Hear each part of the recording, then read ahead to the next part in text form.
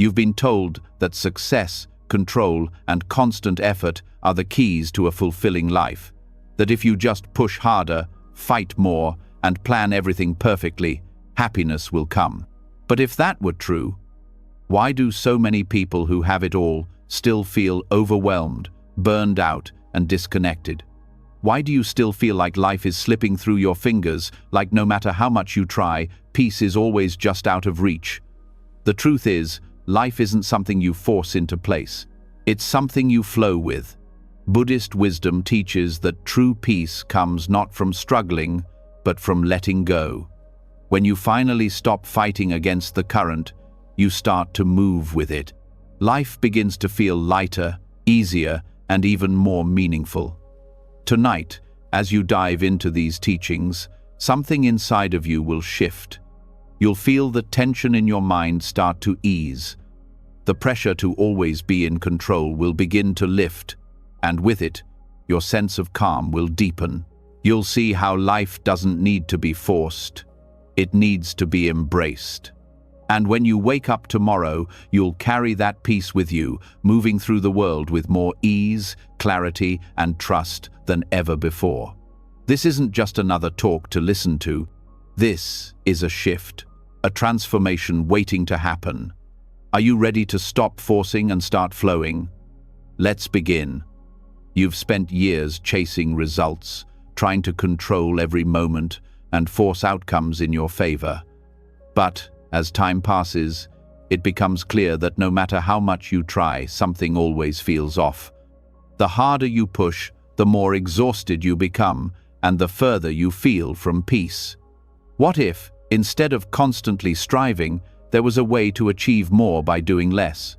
What if you could step back, stop forcing, and still see life unfold with ease and success? Buddhism and Taoism, two ancient philosophies that have survived for centuries, hold the secret to this paradox. They teach us that sometimes the best way to succeed is to let go.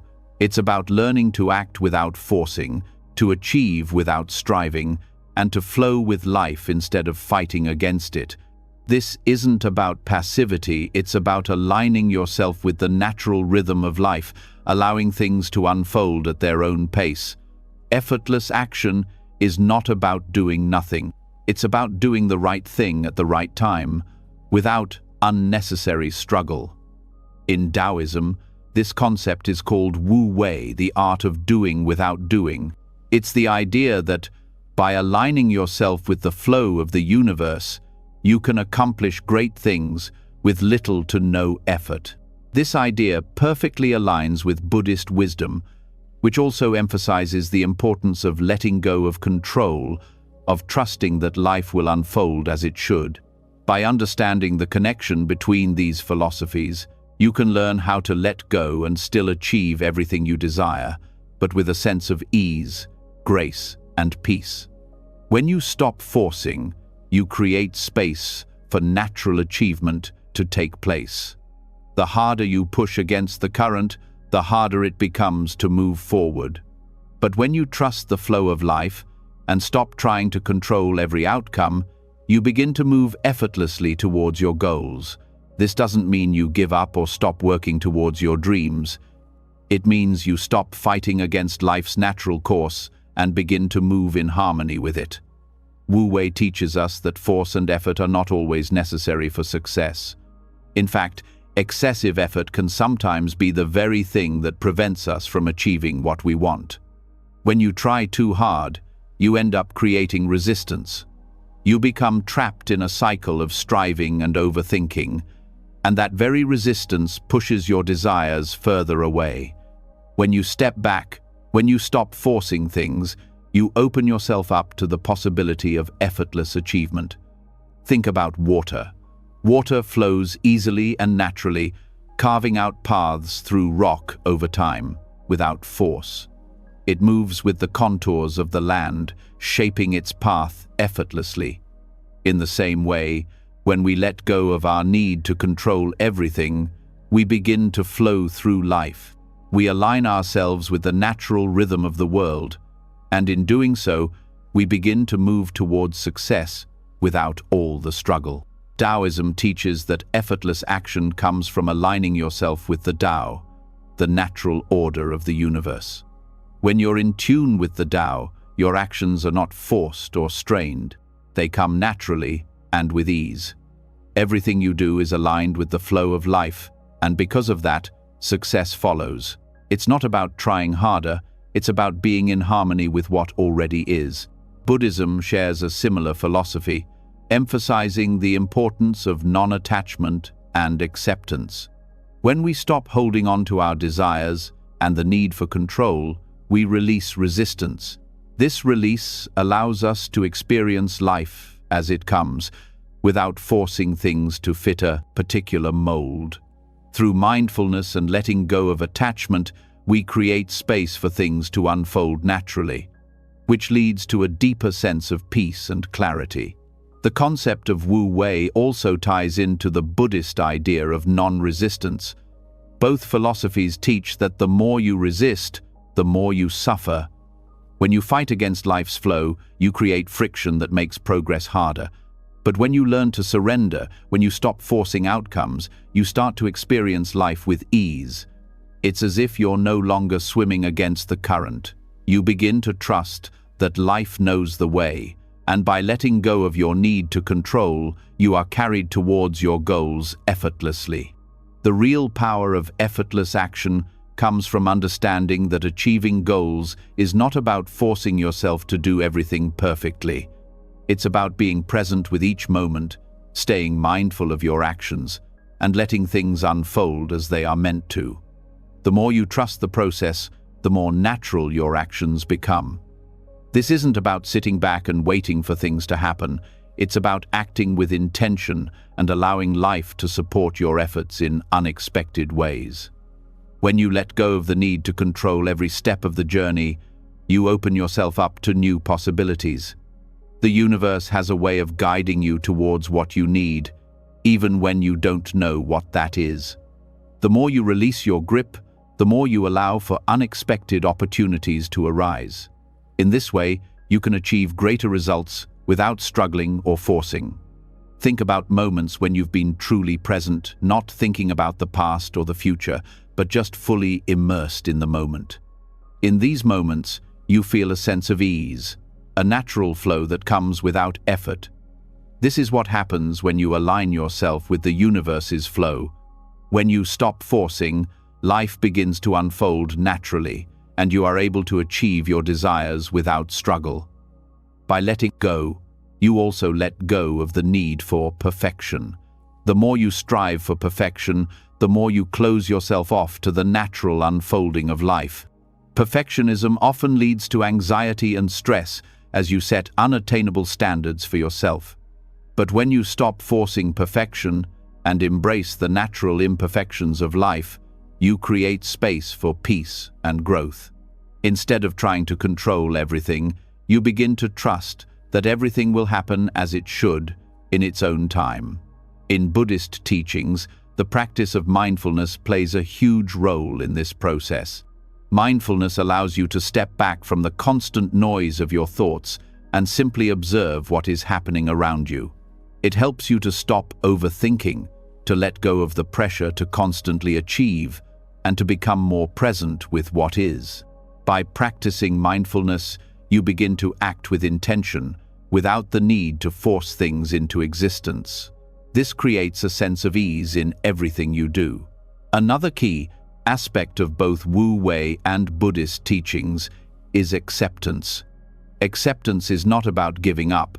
It's about recognizing that there are things beyond your control.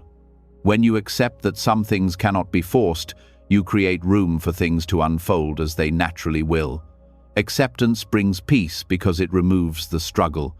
You stop fighting against the current, and instead, you allow yourself to float downstream, trusting that you will arrive at the right place at the right time.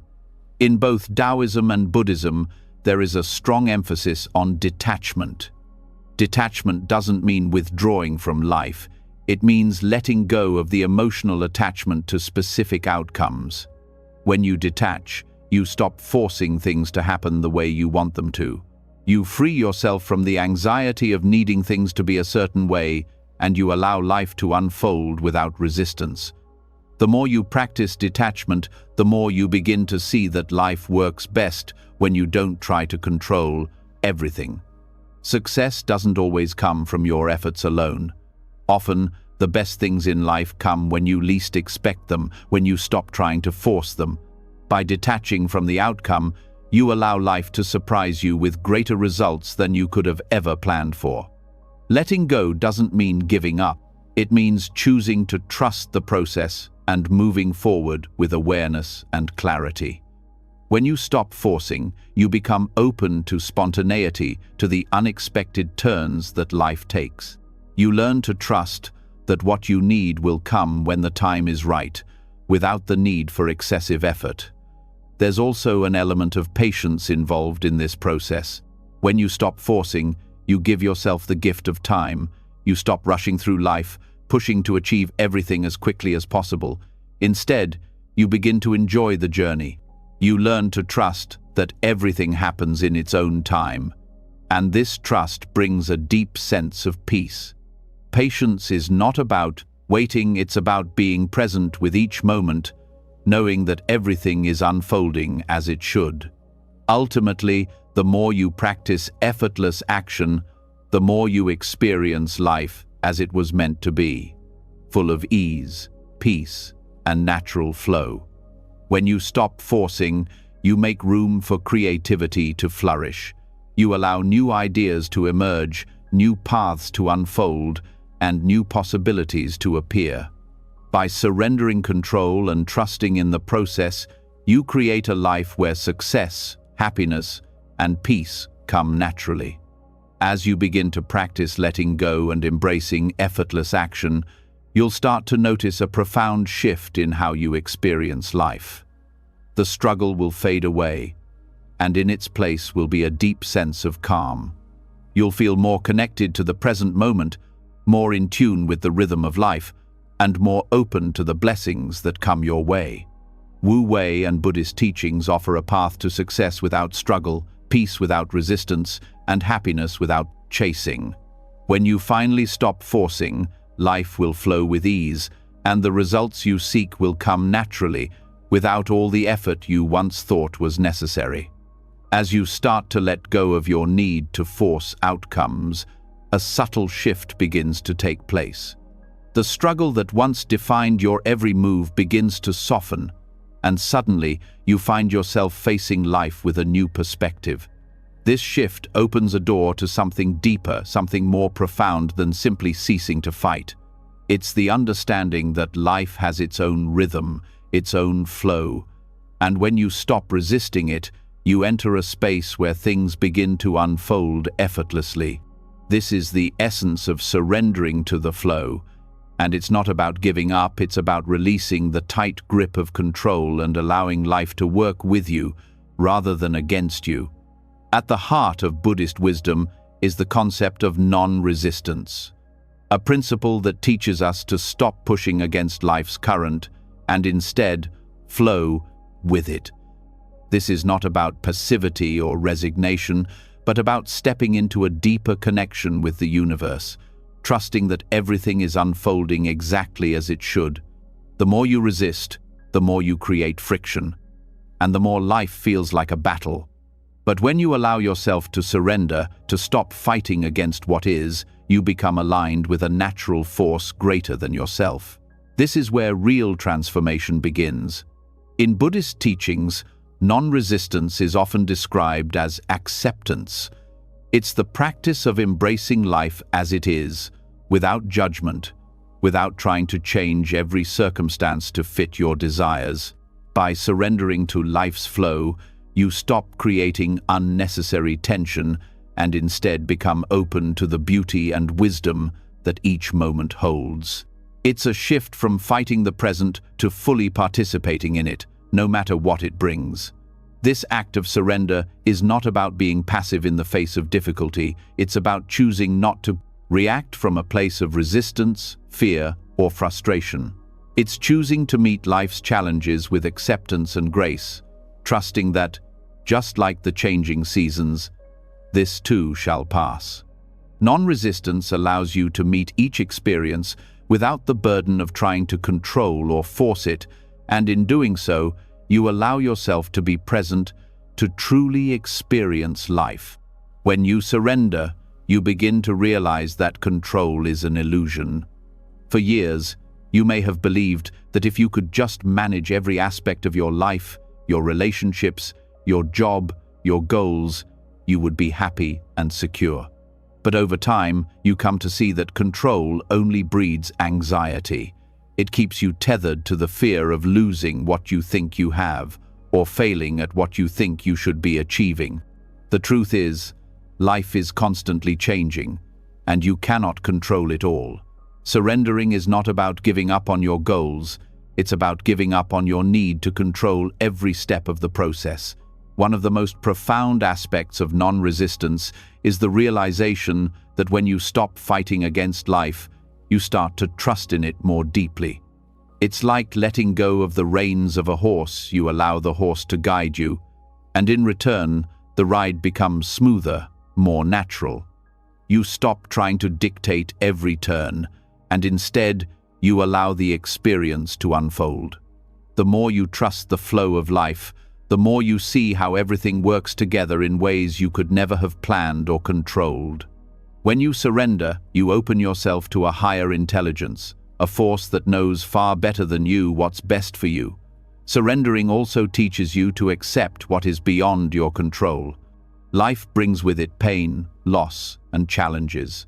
For most of us, our natural instinct is to resist these experiences, to wish they weren't happening, or to fight against them. But Buddhism teaches us that suffering arises from resisting reality, from wanting things to be different than they are. The more you resist what is, the more you suffer. But when you stop fighting, when you stop demanding that things be other than they are, you create space for healing and transformation. Surrendering doesn't mean giving up or becoming passive.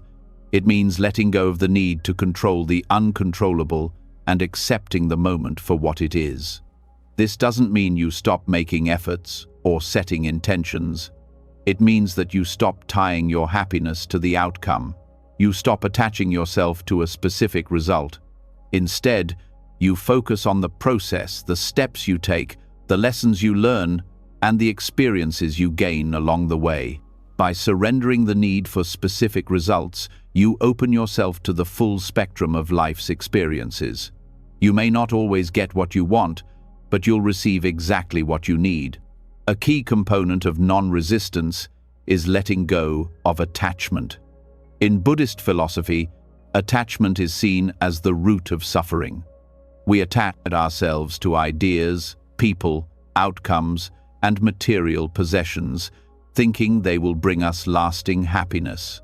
But when these things change or disappear, as they inevitably do, we feel pain and loss. Non-resistance teaches us to hold things lightly, to enjoy them while they're here, but not to cling to them as if they are permanent. Everything in life is transient, and when we learn to release our attachment to these fleeting things, we create space for something deeper and more enduring. The process of surrendering also leads to a deeper sense of peace. When you stop resisting, you stop creating unnecessary stress and tension in your life. You begin to feel lighter, more open, and more connected to the world around you. By surrendering, you stop fighting against life's natural flow, and in doing so, you allow yourself to flow with it. This creates a profound sense of peace that can only be experienced when you stop trying to control the uncontrollable. This peace is not the absence of challenges, but the acceptance of them as a part of life's journey. Another aspect of non-resistance is patience. In today's fast-paced world, it's easy to become impatient with life.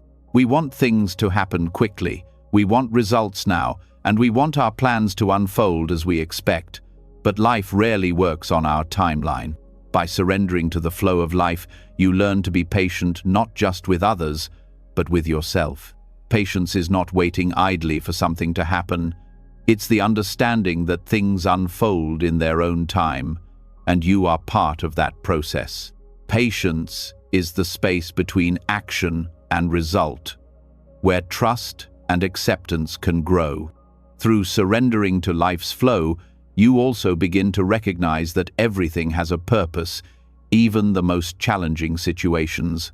Life is not random. It's filled with meaning, even when that meaning is not immediately apparent. When you stop resisting, you begin to see that everything good and bad has its place in your journey. Each experience is an opportunity for growth, learning, and self-discovery.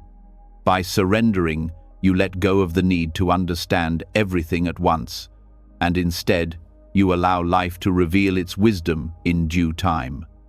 Surrendering is also about learning to let go of expectations.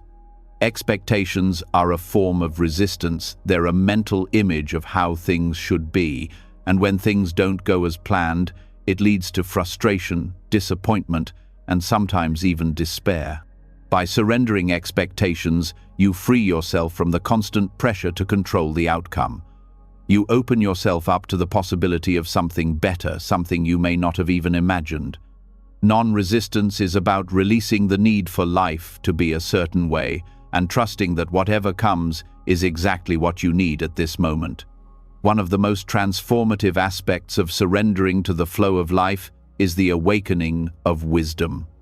When you stop fighting, you create space for clarity and insight to emerge. Surrender allows you to see things more clearly, without the fog of desire, attachment, or resistance clouding your perception. In this clarity, you can make decisions that are in alignment with your true self, rather than decisions driven by fear or insecurity. Wisdom arises naturally when you stop fighting against life and begin to embrace it as it is. As you begin to practice non-resistance, you also learn the art of forgiveness. Holding on to grudges or past hurts is a form of resistance. It ties you to the past and keeps you from moving forward. When you surrender, you release the need to hold on to old wounds. You allow yourself to forgive, not for the sake of others, but for your own peace. Forgiveness is not about condoning hurtful behavior. It's about releasing the emotional charge and freeing yourself from the pain of the past. The act of surrendering also deepens your connection with the universe. When you stop trying to control everything, you open yourself to the guidance and support of a greater force. The universe is always in motion, always working in ways that we often cannot see. By surrendering to this greater flow, you begin to trust that everything is working together for your highest good. You stop seeing yourself as separate from the world, and instead, you become one with it. This connection brings a sense of belonging, purpose, and peace that can only be found when you stop resisting the flow of life. Ultimately, surrendering to the flow of life leads to freedom. Freedom from anxiety, from the need for control, and from the pressure of expectations. When you stop resisting, you allow yourself to experience life as it is, in all its beauty and unpredictability. This freedom is not the absence of challenges, it's the acceptance of challenges as part of the journey. When you let go of resistance, you open yourself to the fullness of life, and in that fullness, you find true peace. As you continue to explore the nature of non-resistance, you'll realize that it's not about abandoning your goals or desires, it's about finding a new way to engage with life, a way that is free from struggle. When you stop fighting against life's flow, you begin to flow with it. And in that flow, you will find that everything you need, everything you desire, is already coming to you. The key is not to force it, but to let go and trust that life will bring you exactly what you need, exactly when you need it. This is the wisdom of surrendering to the flow, not as a passive retreat, but as an active engagement with life that invites peace, clarity, and wisdom into every moment. As you begin to flow with life, releasing the grip on control and surrendering to the natural rhythm of existence, a deep realization starts to emerge. It becomes clear that the pursuit of external desires, the things you think will bring you happiness, security, or fulfillment, are not the answers you've been searching for. In fact, the more you chase these desires, the more you distance yourself from the true peace that is already within you. The reality is, the relentless pursuit of external achievements and possessions often clouds your inner peace, leaving you feeling empty despite all the things you've accumulated. The idea that happiness lies in acquiring more, doing more, or becoming more is a trap that only leads to greater dissatisfaction. This is the paradox of desire. The more you chase, the further you move from contentment. But contentment isn't something to pursue, it's something that arises when you stop chasing. The constant chase for more, whether it's more wealth, status, recognition, or possessions, pulls you further away from the simplicity and peace that lie at the core of who you are. The world has a way of convincing you that you need these things to feel whole, that success or happiness are dependent on the things you own or the achievements you unlock. Yet, in the process of constantly striving for external validation, you lose sight of the most important thing: peace within. The Buddhists refer to this as the endless cycle of attachment, a cycle that keeps you bound to the desire for more, leaving you feeling unfulfilled and restless. In Buddhism, the concept of desire is seen as one of the root causes of suffering. The more you cling to the belief that happiness is something you can obtain from external sources, the more you increase your dissatisfaction.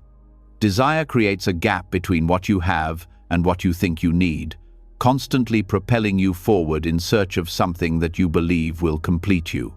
But this external search is an illusion. The truth is, contentment doesn't come from obtaining more things, but from releasing the attachment to needing them in the first place. This is the essence of non-attachment, the Buddhist concept that teaches us to experience life fully without becoming dependent on external circumstances for our happiness. When you stop pursuing desire as a means of happiness, you begin to discover the profound peace that comes from embracing simplicity. It's in simplicity where true contentment lies.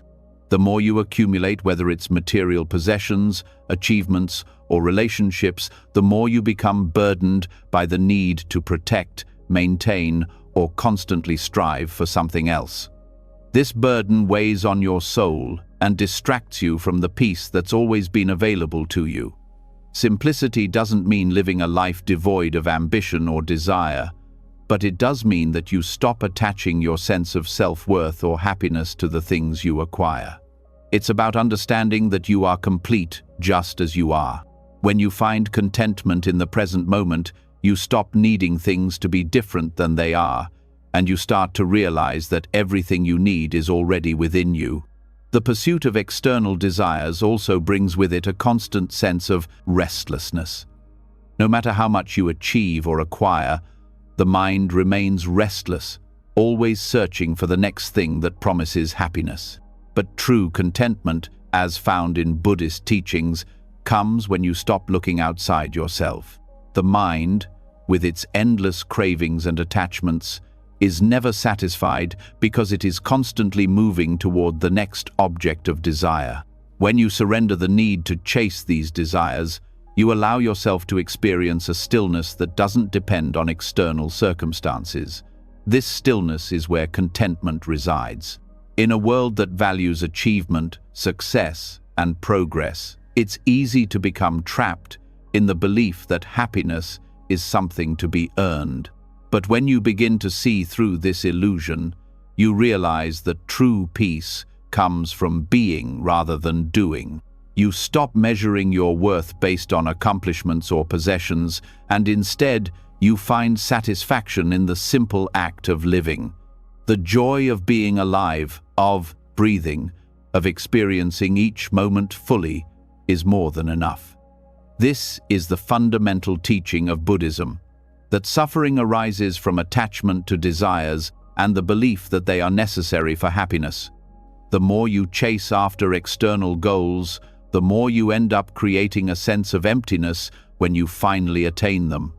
But when you shift your focus from desire to contentment, you start to experience life in a deeper, more meaningful way. Contentment comes from the realization that you don't need anything to be happy, because happiness is already here, in the present moment. One of the most profound ways to cultivate this sense of contentment is through mindfulness. Mindfulness is the practice of being fully present, not lost in thoughts about the past or future. It's about experiencing the present moment as it is, without judgment or expectation. When you are truly present, you stop chasing after the future and let go of the past. You experience life as it is, and in that experience, you find peace.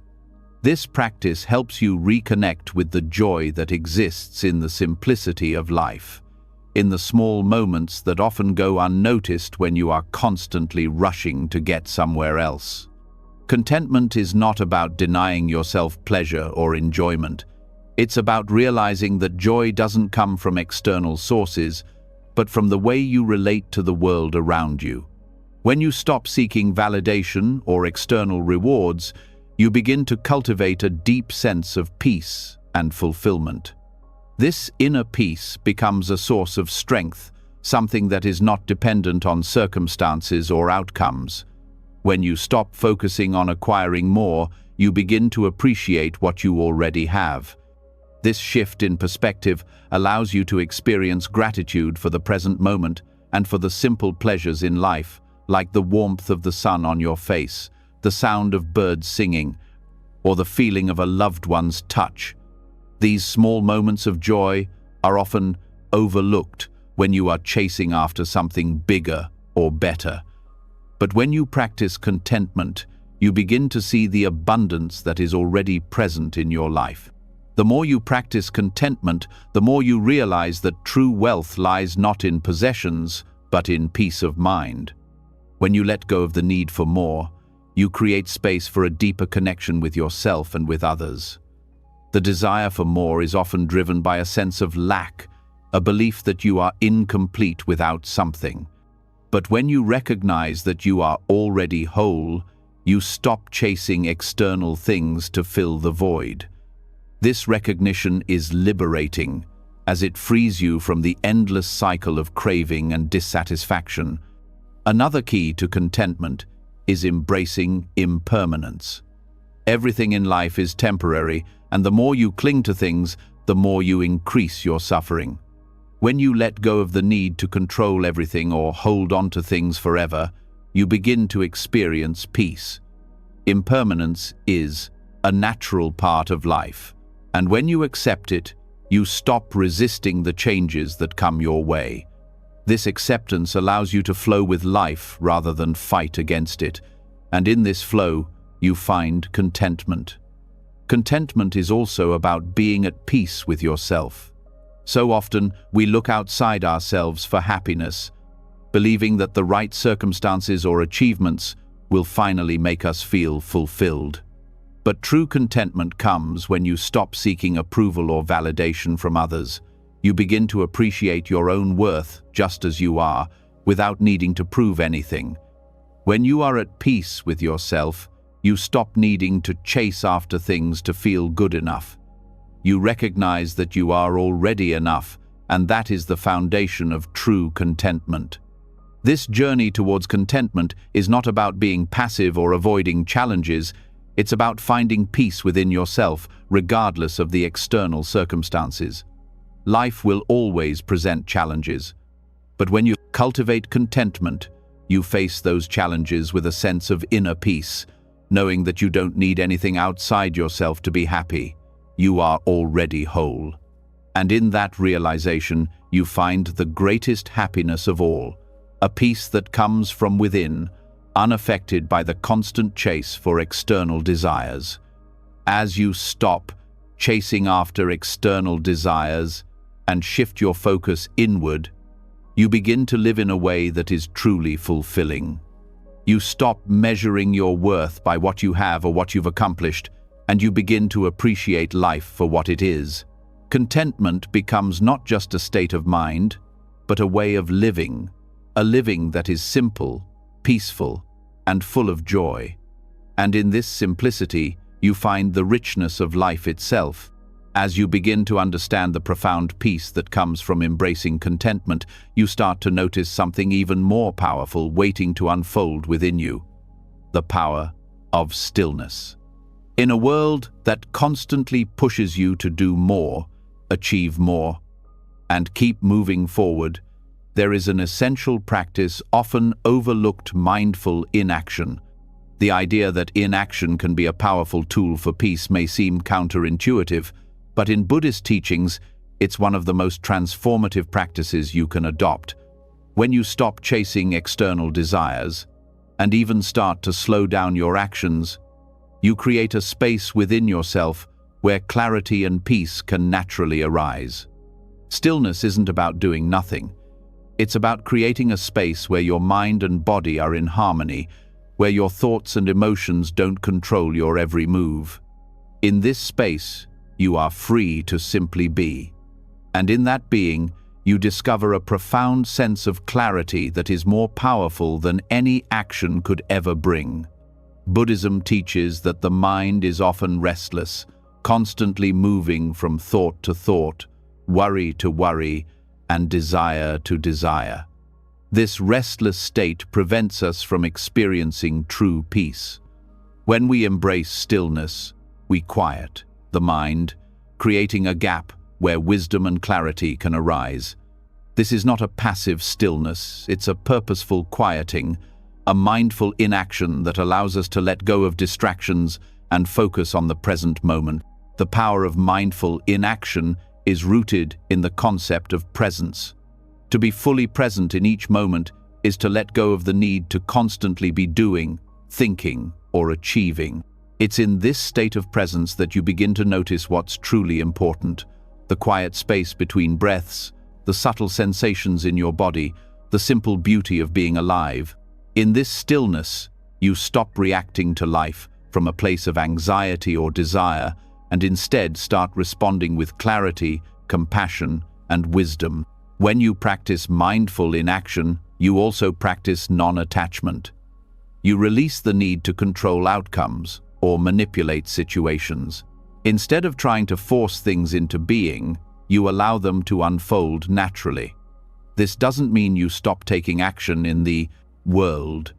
It means that you no longer feel the constant pressure to act out of fear, habit, or the desire to control.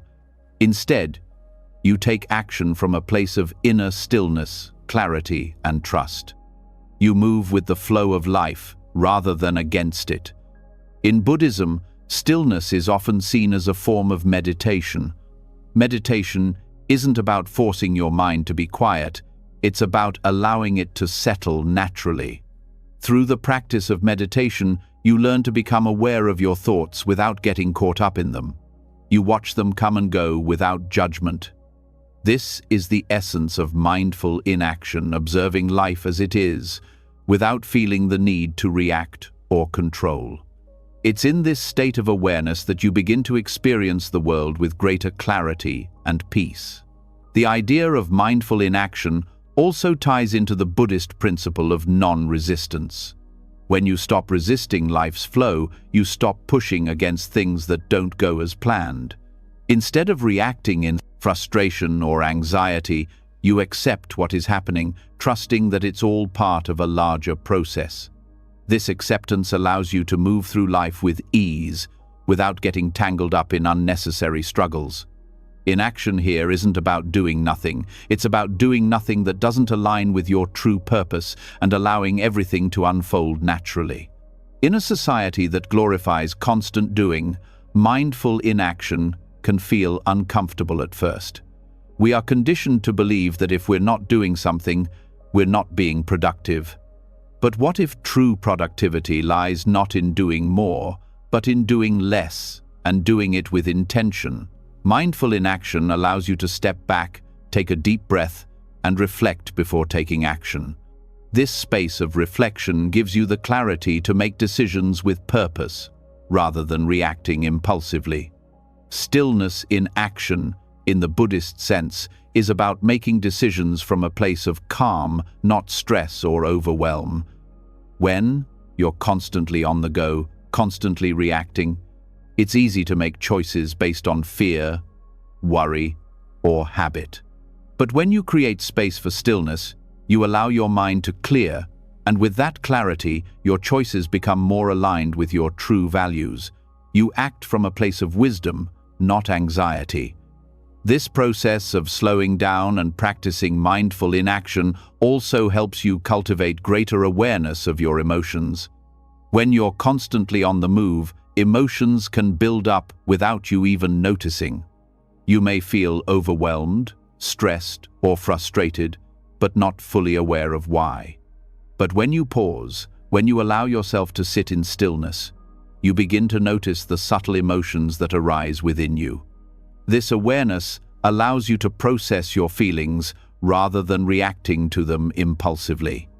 You can then choose how to respond to your emotions rather than being controlled by them.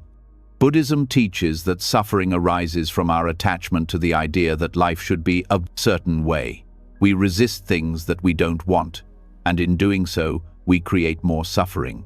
Stillness and mindful inaction give you the opportunity to step back from this resistance. By simply sitting with what is, without trying to change or control it, you allow yourself to accept reality as it is. This acceptance, in turn, releases the suffering that comes from resisting life's flow. As you practice stillness, you may begin to notice something profound happening inside of you. Your mind becomes less cluttered, your heart more open. You start to feel a deeper connection to the world around you. Not because you're striving to make things happen, but because you're simply allowing things to be as they are. This sense of connectedness is the natural result of mindful inaction. You become attuned to life's subtleties, to the flow of energy around you, and you find peace in just being present. Mindful inaction also allows you to develop a deeper connection with your own intuition. When you're constantly busy and distracted, it's easy to lose touch with your inner wisdom. But when you practice stillness, you create the space necessary for your intuition to rise to the surface. You begin to trust that inner voice, the quiet knowing that guides you toward your true purpose. This is not a mind that is frantic or filled with noise. It is a mind at peace, listening to the wisdom that arises from within. Another important aspect of mindful inaction is its relationship to patience. We live in a culture that values speed and immediacy, but Buddhism teaches us that true change comes slowly, through continuous practice and inner growth. Patience is the foundation of mindful inaction. It's about trusting that everything will unfold in its own time and knowing that rushing through life won't bring you closer to your goals. By practicing stillness, you learn the art of patience, allowing things to unfold naturally and with purpose. As you cultivate this stillness, you begin to notice that the world around you becomes clearer. The constant noise, the endless demands of the outside world begin to fade into the background. In this space of quiet, you gain a new perspective. You start to see things with greater clarity, people, situations, and even yourself. This clarity is one of the most powerful gifts of mindful inaction. It allows you to navigate the world with calm and wisdom, no longer reacting impulsively to every situation.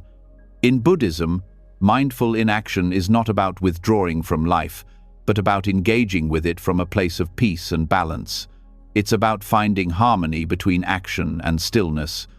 You can still be active, still work toward your goals, but you do so with an awareness that comes from within. You are no longer pushed by external pressures or internal anxieties.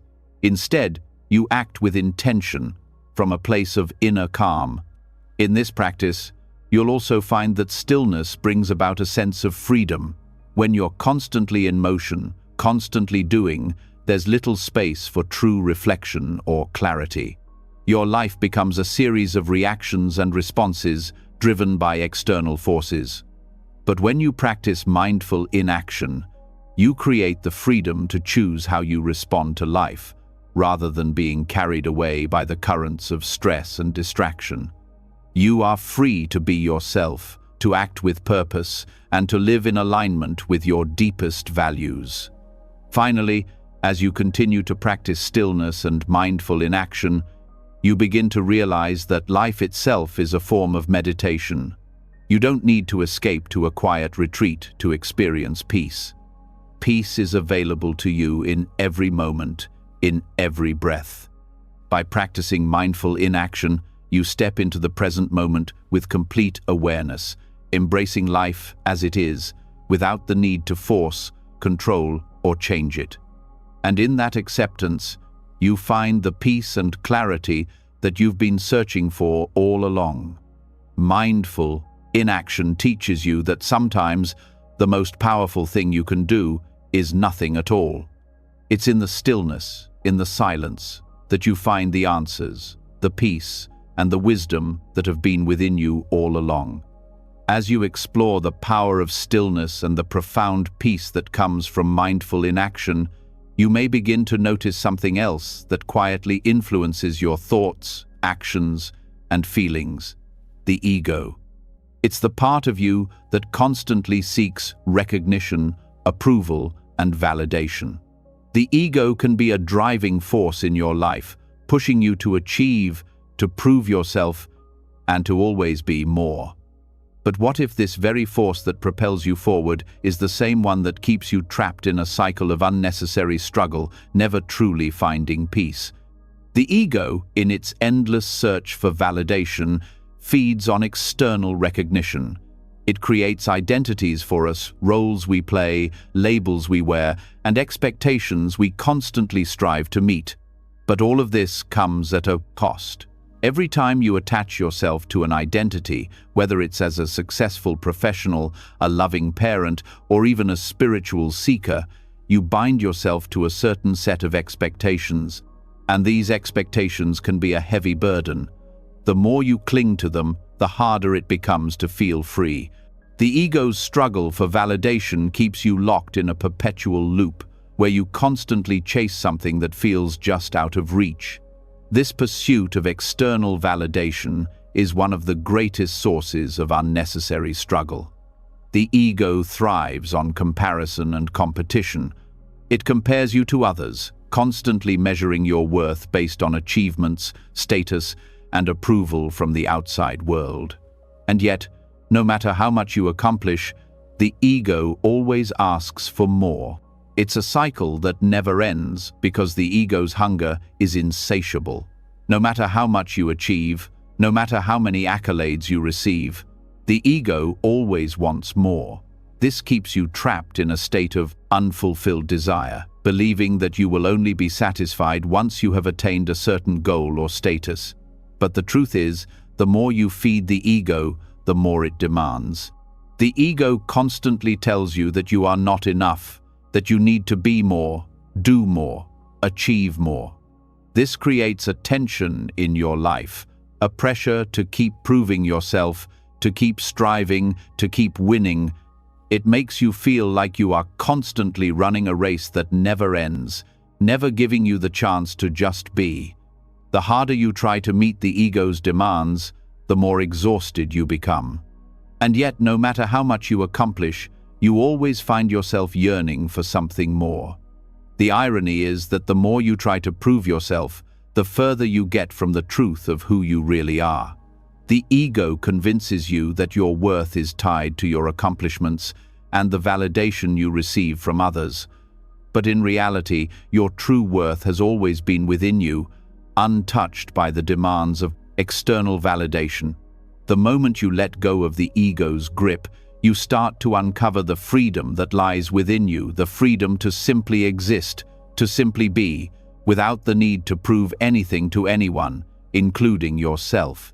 When you are attached to your identity, you are constantly identifying with roles that the world has assigned to you. These roles, whether as a parent, a spouse, a boss, or even a spiritual seeker become so ingrained in your psyche that you begin to believe that you are these roles. The moment you identify with any external label, you create a rigid structure for yourself, one that keeps you locked in a narrow perception of who you are and what you can be. But the truth is that you are not your roles. You are not your achievements, your past successes, or your failures. You are simply a being experiencing life in its entirety, not defined by any particular identity. Letting go of the attachment to these identities doesn't mean abandoning them altogether. It simply means recognizing that you are not bound by them. You can still be a parent, a professional, or a friend, but these roles no longer define you. They are aspects of your life, not the whole of it. When you release the attachment to your identity, you start to see yourself as a whole person, not fragmented into different parts that are constantly at odds with each other. One of the most liberating aspects of releasing attachment to the ego is that it allows you to experience life as it is, without the filter of judgment or expectation. When you let go of the need to constantly prove your worth, you stop comparing yourself to others. The ego is driven by the need to be better than someone else, to be seen as successful or accomplished in the eyes of the world. But when you let go of this attachment, you no longer feel the need to measure yourself against anyone. You simply exist, as you are, with all of your flaws and imperfections. And in that space, you find true peace. The constant battle for validation is exhausting because it pulls you away from the present moment.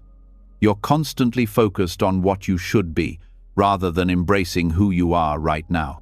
The ego constantly projects into the future, seeking recognition for what it can become, rather than accepting the beauty of the present moment. But true freedom comes when you release the need to constantly strive for something outside yourself and simply embrace what is. The moment you stop fighting for approval is the moment you begin to experience life in its fullest form. When you stop identifying with your ego, you also stop identifying with your fears and insecurities. The ego often thrives on fear, fear of failure, fear of being judged, fear of being rejected. These fears keep you locked in a cycle of struggle, constantly trying to protect yourself from criticism, from failure, and from discomfort. But when you release attachment to these fears, you stop reacting to them. You are no longer controlled by the stories the ego tells you about who you are or who you should be.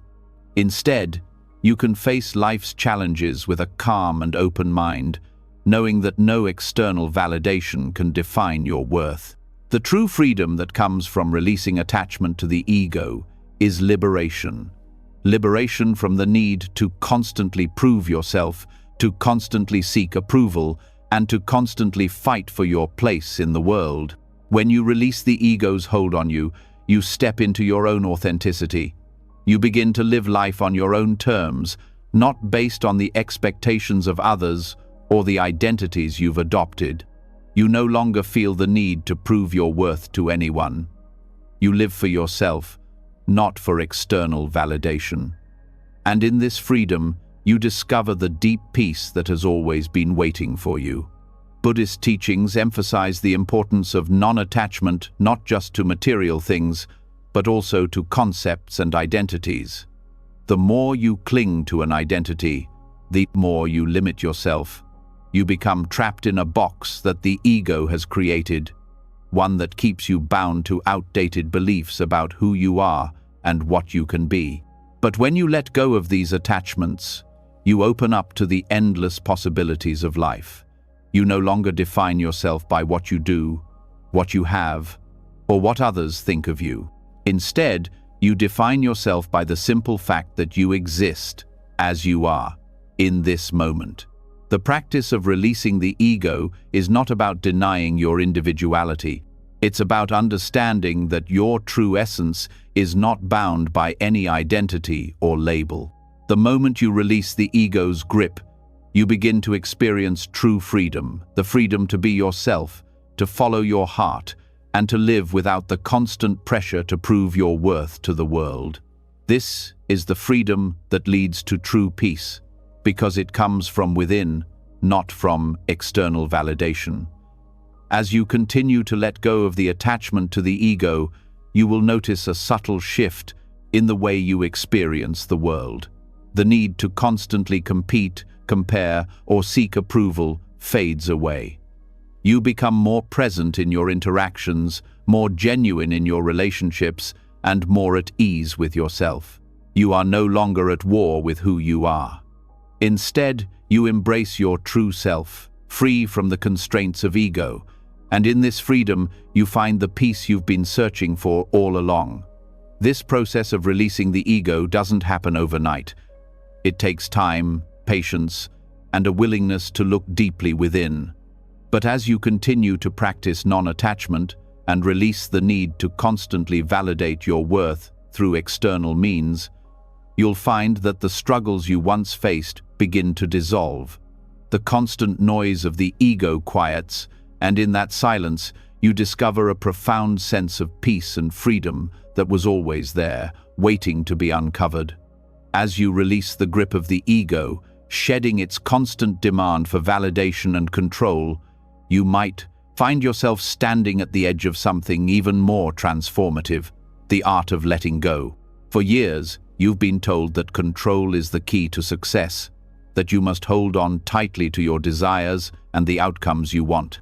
But what if, in letting go, you find a freedom more powerful than any amount of control could ever offer?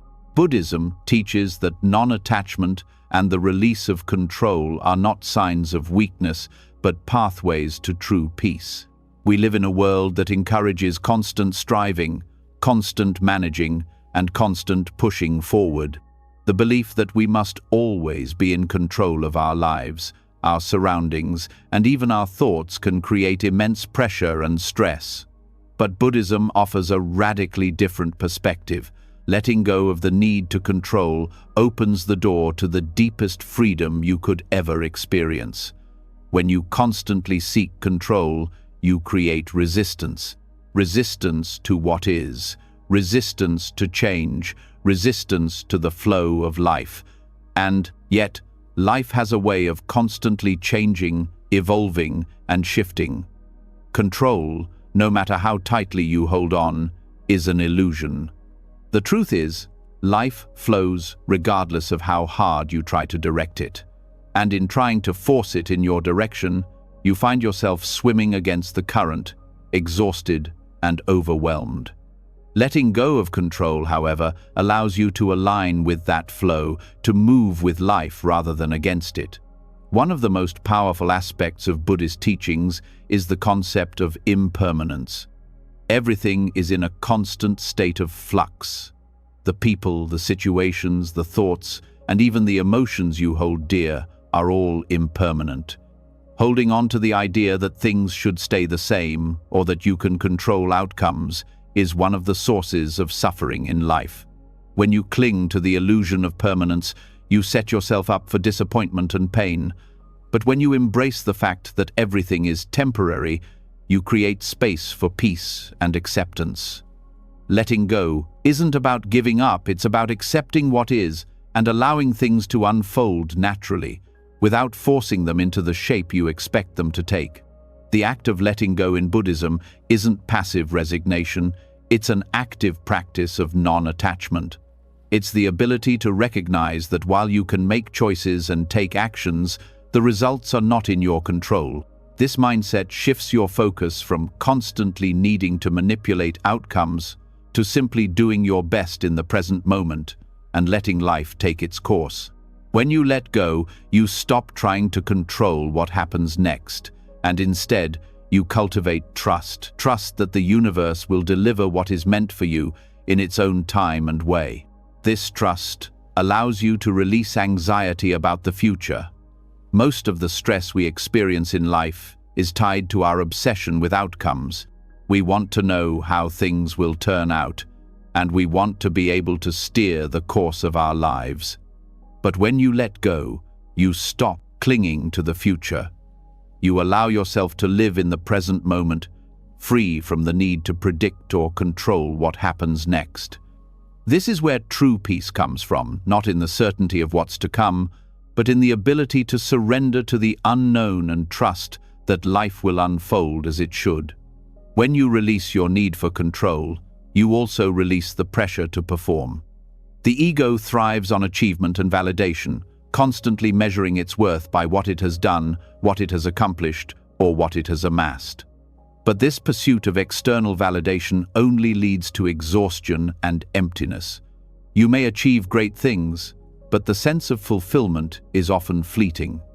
In Buddhism, the goal is not to perform for recognition, but to simply be to experience life without constantly striving for a goal. When you let go of the need to perform, you stop exhausting yourself in the pursuit of recognition. Instead, you start to experience life's inherent beauty and peace without attaching your worth to external achievements. Surrendering control also involves letting go of the need for perfection. Perfection is another form of attachment, a belief that things must be flawless in order to be good enough. This belief keeps you locked in a cycle of dissatisfaction and self-criticism. But when you let go of the need for perfection, you create space for acceptance. You begin to appreciate things as they are, without the constant drive to make them better. The beauty of life lies in its imperfection.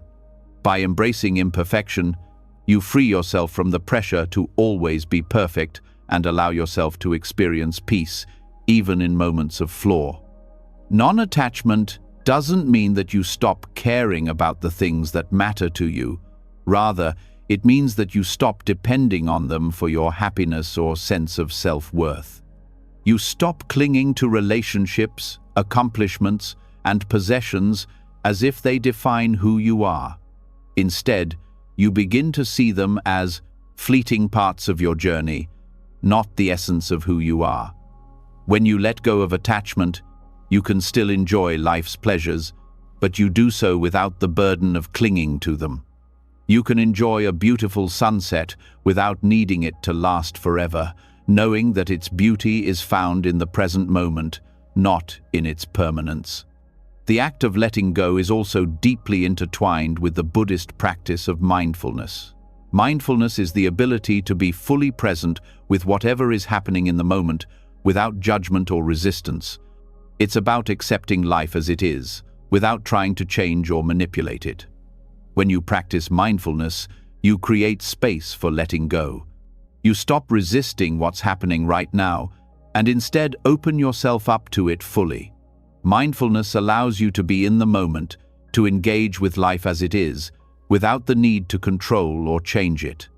Letting go also invites you to release your attachment to outcomes.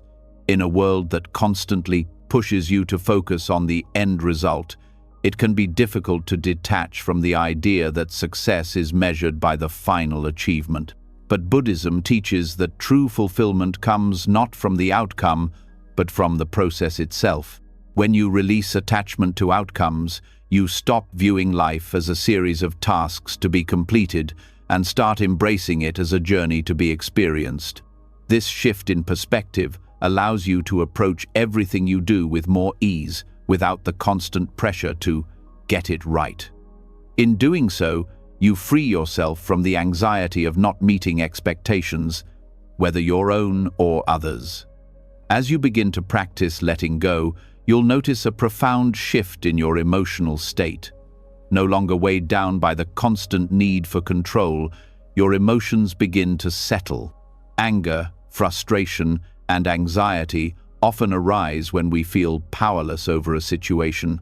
When we let go of control, we stop fighting against what we can't change. Instead of reacting emotionally to life's unpredictability, we begin to find peace in uncertainty. We accept that there are things we cannot control, and in that acceptance, we find freedom. The Buddhist principle of letting go also teaches us to embrace forgiveness. Forgiveness, both for ourselves and others, is an essential part of releasing control. Often, we hold on to past grievances or mistakes because we feel the need to control the narrative, to make things right. But when you let go of the need to control the past, you release the emotional burden of grudges, regret, and resentment. Forgiveness is not about condoning what happened, it's about releasing the need to hold on to it, allowing you to move forward with peace in your heart. Letting go is not an act of giving up, it's an act of trusting. It's trusting that things will work out even when they don't look the way you expect them to. It's trusting that life is unfolding exactly as it should, even in the face of uncertainty and hardship. When you trust the process of life, you open yourself to new possibilities that you might have missed if you were too focused on controlling every detail. Trust allows you to release the fear of the unknown and embrace the present moment, knowing that life has a way of guiding you toward what you need, even when you can't see the path ahead. The more you practice letting go, the more you'll feel a sense of peace and freedom that comes from releasing the need to control. This peace isn't passive or complacent, it's an active choice to engage with life without the pressure to manipulate or change it. It's the peace that comes from accepting what is, without resistance. The more you let go, the more you'll experience life with an open heart, free from the burdens of control, and full of trust in the journey ahead. By embracing the art of letting go, you step into a life where peace, freedom, and joy are found not in control, but in acceptance. The more you release, the more you discover the beauty and freedom of simply being, and in that simplicity, you find the deepest form of peace. As you release the need for control and embrace the power of letting go, you'll begin to see that life's constant changes are not something to fear but something to welcome. One of the most profound teachings in Buddhism is the law of impermanence, which reminds us that everything is in a constant state of flux. The more we hold on to what we believe is permanent, the more we set ourselves up for disappointment. This truth, while at first unsettling, holds the key to living with ease, even in times of great transition. In a world that constantly changes, the idea of permanence is an illusion we often cling to for comfort. We want stability, we want to hold on to what feels safe, and we resist when things shift or evolve. However, the law of impermanence teaches us that change is the only constant. This realization can be liberating, as it opens the door to flexibility and peace. When you accept that change is inevitable, you can begin to live more harmoniously with the flow of life, no longer resisting what is unfolding. In Buddhism, impermanence is often referred to as anicca, one of the 3 marks of existence. Anicca tells us that everything in life, whether it's our emotions, our circumstances, or our relationships, is temporary. No matter how hard we try to hold on to something, it will eventually change. When we understand that impermanence is not something to fear but a natural part of life, we are able to navigate even the most difficult transitions with grace. One of the biggest sources of stress in life comes from our attachment to things that are bound to change. We cling to jobs, relationships, possessions, and even ideas about who we are, fearing that if they change or disappear, we will lose a part of ourselves. But in the Buddhist view, it's not the change itself that causes suffering. It's our resistance to it. The more tightly we hold on, the more difficult the transition becomes. By recognizing the impermanence of all things, we free ourselves from the need to control and protect, allowing us to approach life's changes with a sense of ease. This acceptance of impermanence helps us find balance, especially in times of transition. When something in your life changes, whether it's the end of a relationship, a job change, or a loss, it can feel as though the ground beneath you is shifting. These moments of transition can feel disorienting, even painful, because we tend to resist the discomfort that change brings. But when you accept that change is natural, you begin to see these transitions not as disruptions, but as opportunities for growth. Change isn't something to be feared, it's something to be embraced as a necessary part of life's journey. Impermanence teaches us the importance of letting go at the right moment. Just as a tree sheds its leaves in the fall, we too must release what no longer serves us in order to make space for new growth. The more we cling to what is outdated or past its prime, the more we limit our potential for transformation. By recognizing that all things have their season, we allow ourselves to be present with the changing moments in our lives. This openness to change fosters a deep sense of freedom, because we are no longer burdened by the weight of holding on to things that are beyond our control. What is truly liberating about the law of impermanence is that it encourages us to be more present with what is happening right now. So often, we spend our time longing for the past or worrying about the future, forgetting that the only time we truly have is the present moment. When you understand that every moment is impermanent, you begin to appreciate the fleeting beauty of life as it unfolds. The joy of a moment doesn't come from its permanence, but from its transience.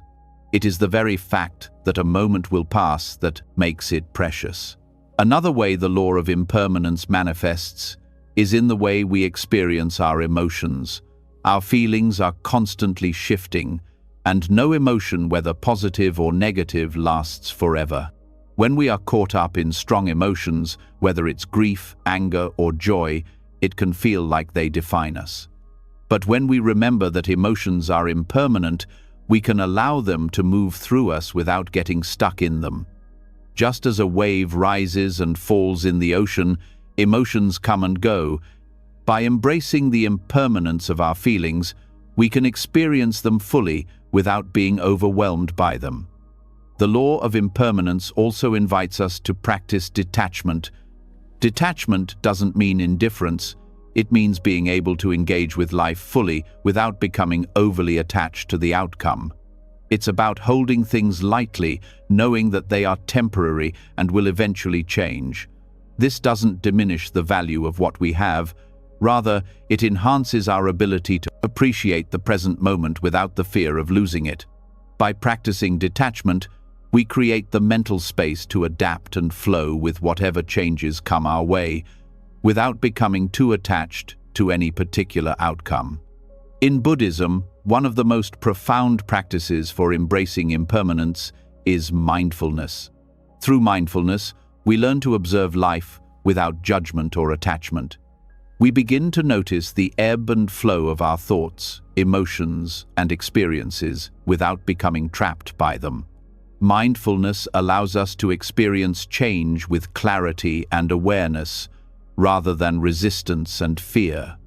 When we are mindful of impermanence, we become more comfortable with uncertainty and more open to the possibilities that come with it.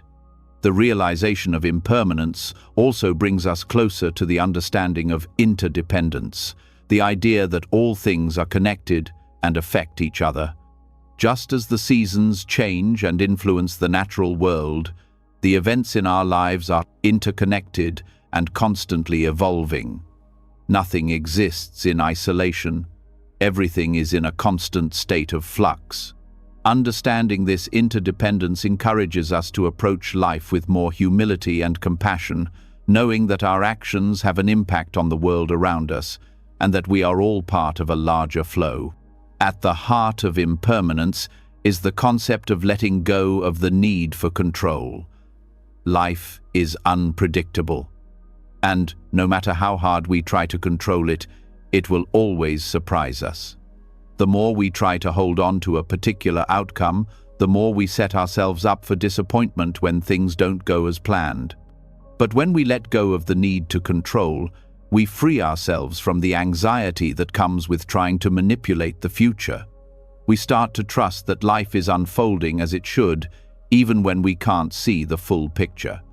This trust in the flow of life brings a profound sense of peace.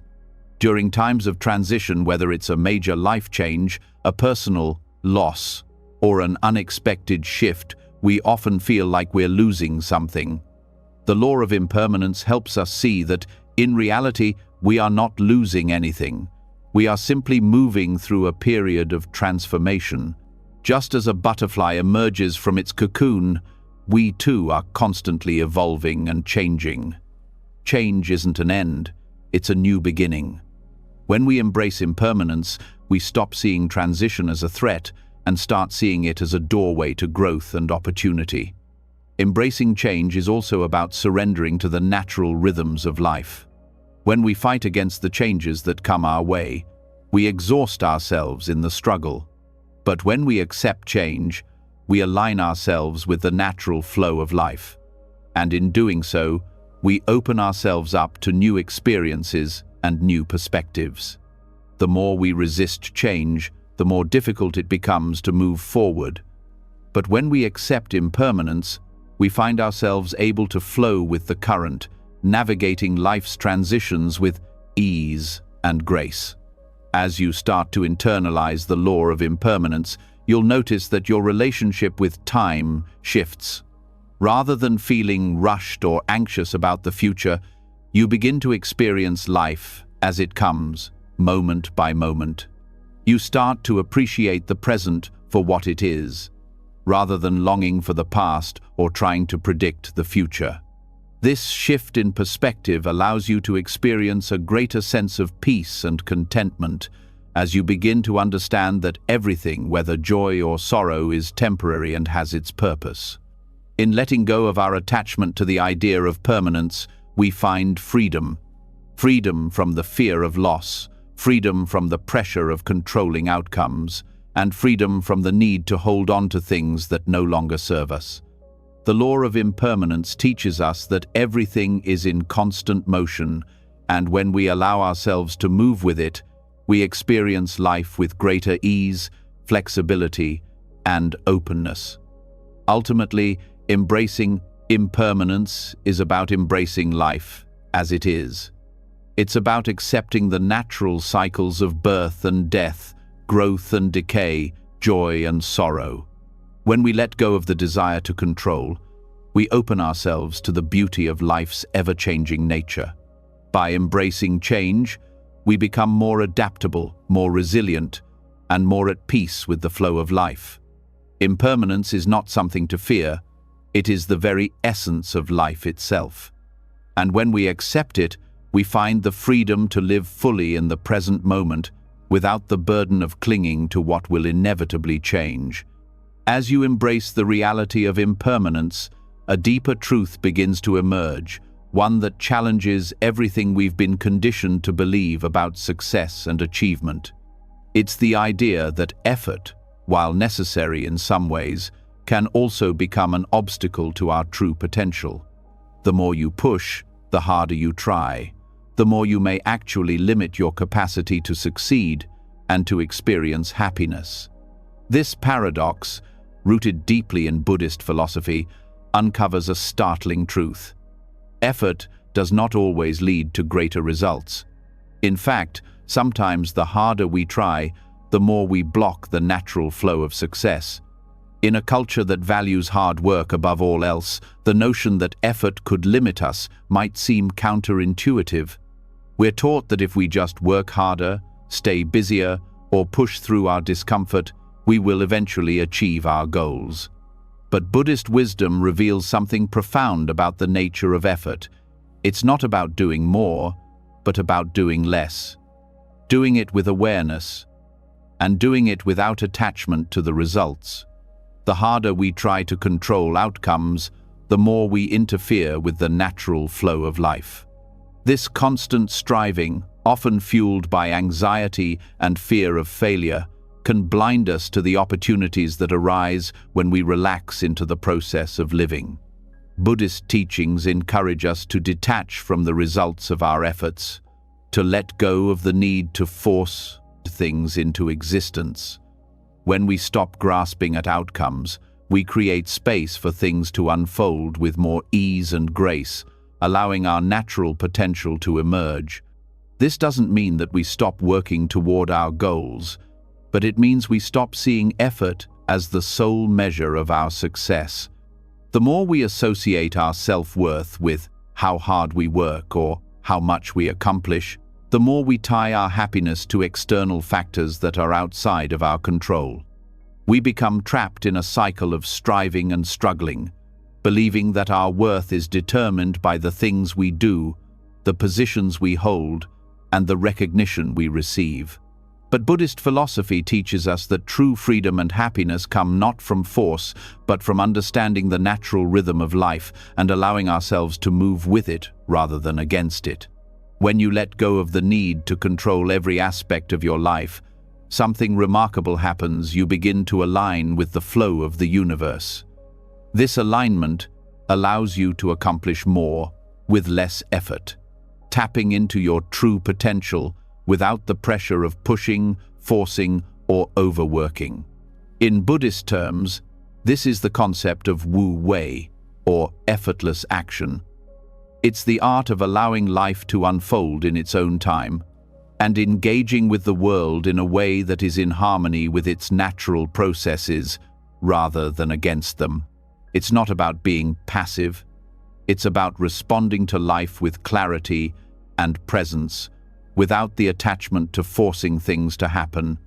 In contrast, the constant focus on effort often leads to burnout, frustration, and a sense of being trapped in a never-ending race. The more we push, the further we feel from the peace and contentment we desire. This is because the energy spent in resistance, whether it's resisting the pace of life or resisting our own limitations, creates more tension. When we learn to step back and trust the process, we experience a natural unfolding of events that supports us in ways we cannot predict or control. Buddhism teaches that attachment to effort and the need for constant striving often arise from a fear of not being enough. We believe that unless we constantly prove ourselves through hard work and achievement, we won't be valued or loved. This fear drives us to overexert ourselves, often at the expense of our health, happiness, and relationships. But when we release this attachment to effort, we create space for a deeper connection to ourselves and others. We start to realize that we don't have to prove our worth through accomplishments or endless busyness. Our value is inherent, not dependent on external achievements. By letting go of the pressure to work harder and harder, you free yourself to experience success on a different level. Instead of success being a direct result of effort, it becomes a natural byproduct of alignment and awareness. The more you let go of the need to force things, the more you allow your potential to flow without restriction. This approach to success is not about doing more, but about being more present, more aware, and more connected to your true nature. The challenge here is recognizing when your effort becomes an obstacle rather than an asset. Sometimes, the most effective action comes not from force, but from surrender. When you let go of the need to control the outcome and simply engage with the process with awareness, you find that you're able to accomplish more in less time, with less stress, and with greater fulfillment. This is because you are no longer burdened by the weight of expectation, and you're no longer trapped in the cycle of striving for something you think you need. Instead, you allow yourself to be guided by the flow of life, which leads you toward the right opportunities at the right time.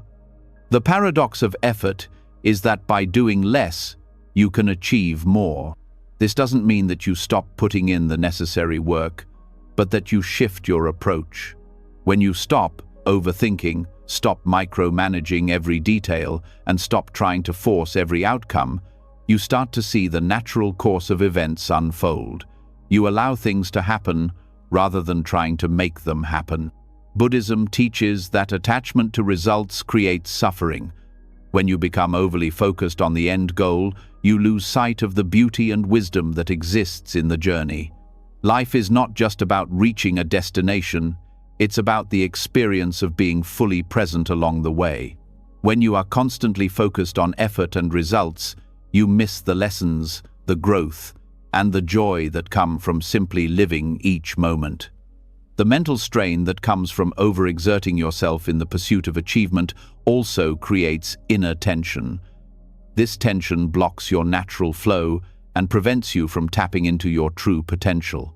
When you learn to let go of the obsession with effort and outcomes, you release this inner tension and allow your creativity, your intuition, and your natural abilities to shine. Success becomes a natural result of your ability to stay present and aligned with your inner wisdom, rather than a product of intense effort or struggle. This principle of letting go of unnecessary effort is reflected in the Buddhist practice of meditation.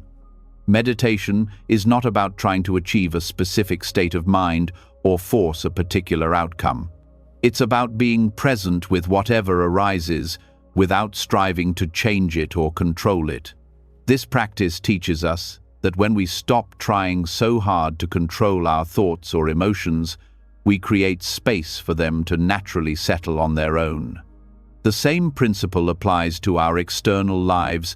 When we stop trying to control everything around us, we make space for things to fall into place naturally. The idea that effortless action leads to success and happiness is a deeply liberating concept. It's a reminder that we don't have to exhaust ourselves in the pursuit of external goals. Instead, we can allow life to unfold in its own time, while still taking meaningful actions toward our dreams. When we shift our focus from constant effort to presence and awareness, we unlock our true potential because we're no longer bound by the belief that success must come through struggle. When you release the need to constantly work harder and push through obstacles, you open yourself to a greater sense of freedom. This freedom comes from the understanding that you don't need to control every detail of your life in order to experience success. You no longer define yourself by the amount of effort you put in, but by the quality of your engagement with the present moment. This is the essence of Buddhist teachings on effort. Success arises not from endless striving, but from living in alignment with your true self, free from the pressure of constant doing. As you begin to let go of the constant need to force outcomes and control every aspect of your life, a deeper understanding begins to unfold. The more you release, the more you realize that one of the greatest keys to ease and freedom is patience. Patience is often seen as waiting without action, but in the context of Buddhist teachings, it's far more profound than simply biding time. It's a skill, a powerful tool that transforms stress and anxiety into calm and clarity. In our fast-paced world, patience is often viewed as something passive, a waiting game until things happen. But the truth is, patience is an active practice that invites us to engage fully with the present moment, without the urge to rush or force things into existence.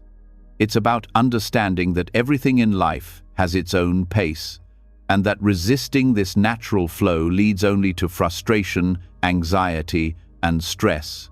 Patience helps us trust in the process of life, and in doing so, it reduces the mental noise that constantly pushes us to hurry up and get somewhere. Buddhism teaches us that patience is not merely about waiting, it's about cultivating a mindset that accepts things as they are, knowing that everything unfolds in its own time. When we practice patience, we stop trying to force outcomes or control how things will unfold. Instead, we start to understand that life is not a race, but a journey, one that needs to be experienced fully, without the burden of pressure or expectation. At the heart of patience is non-attachment. When we are attached to specific outcomes, we create stress and anxiety because we want things to happen now.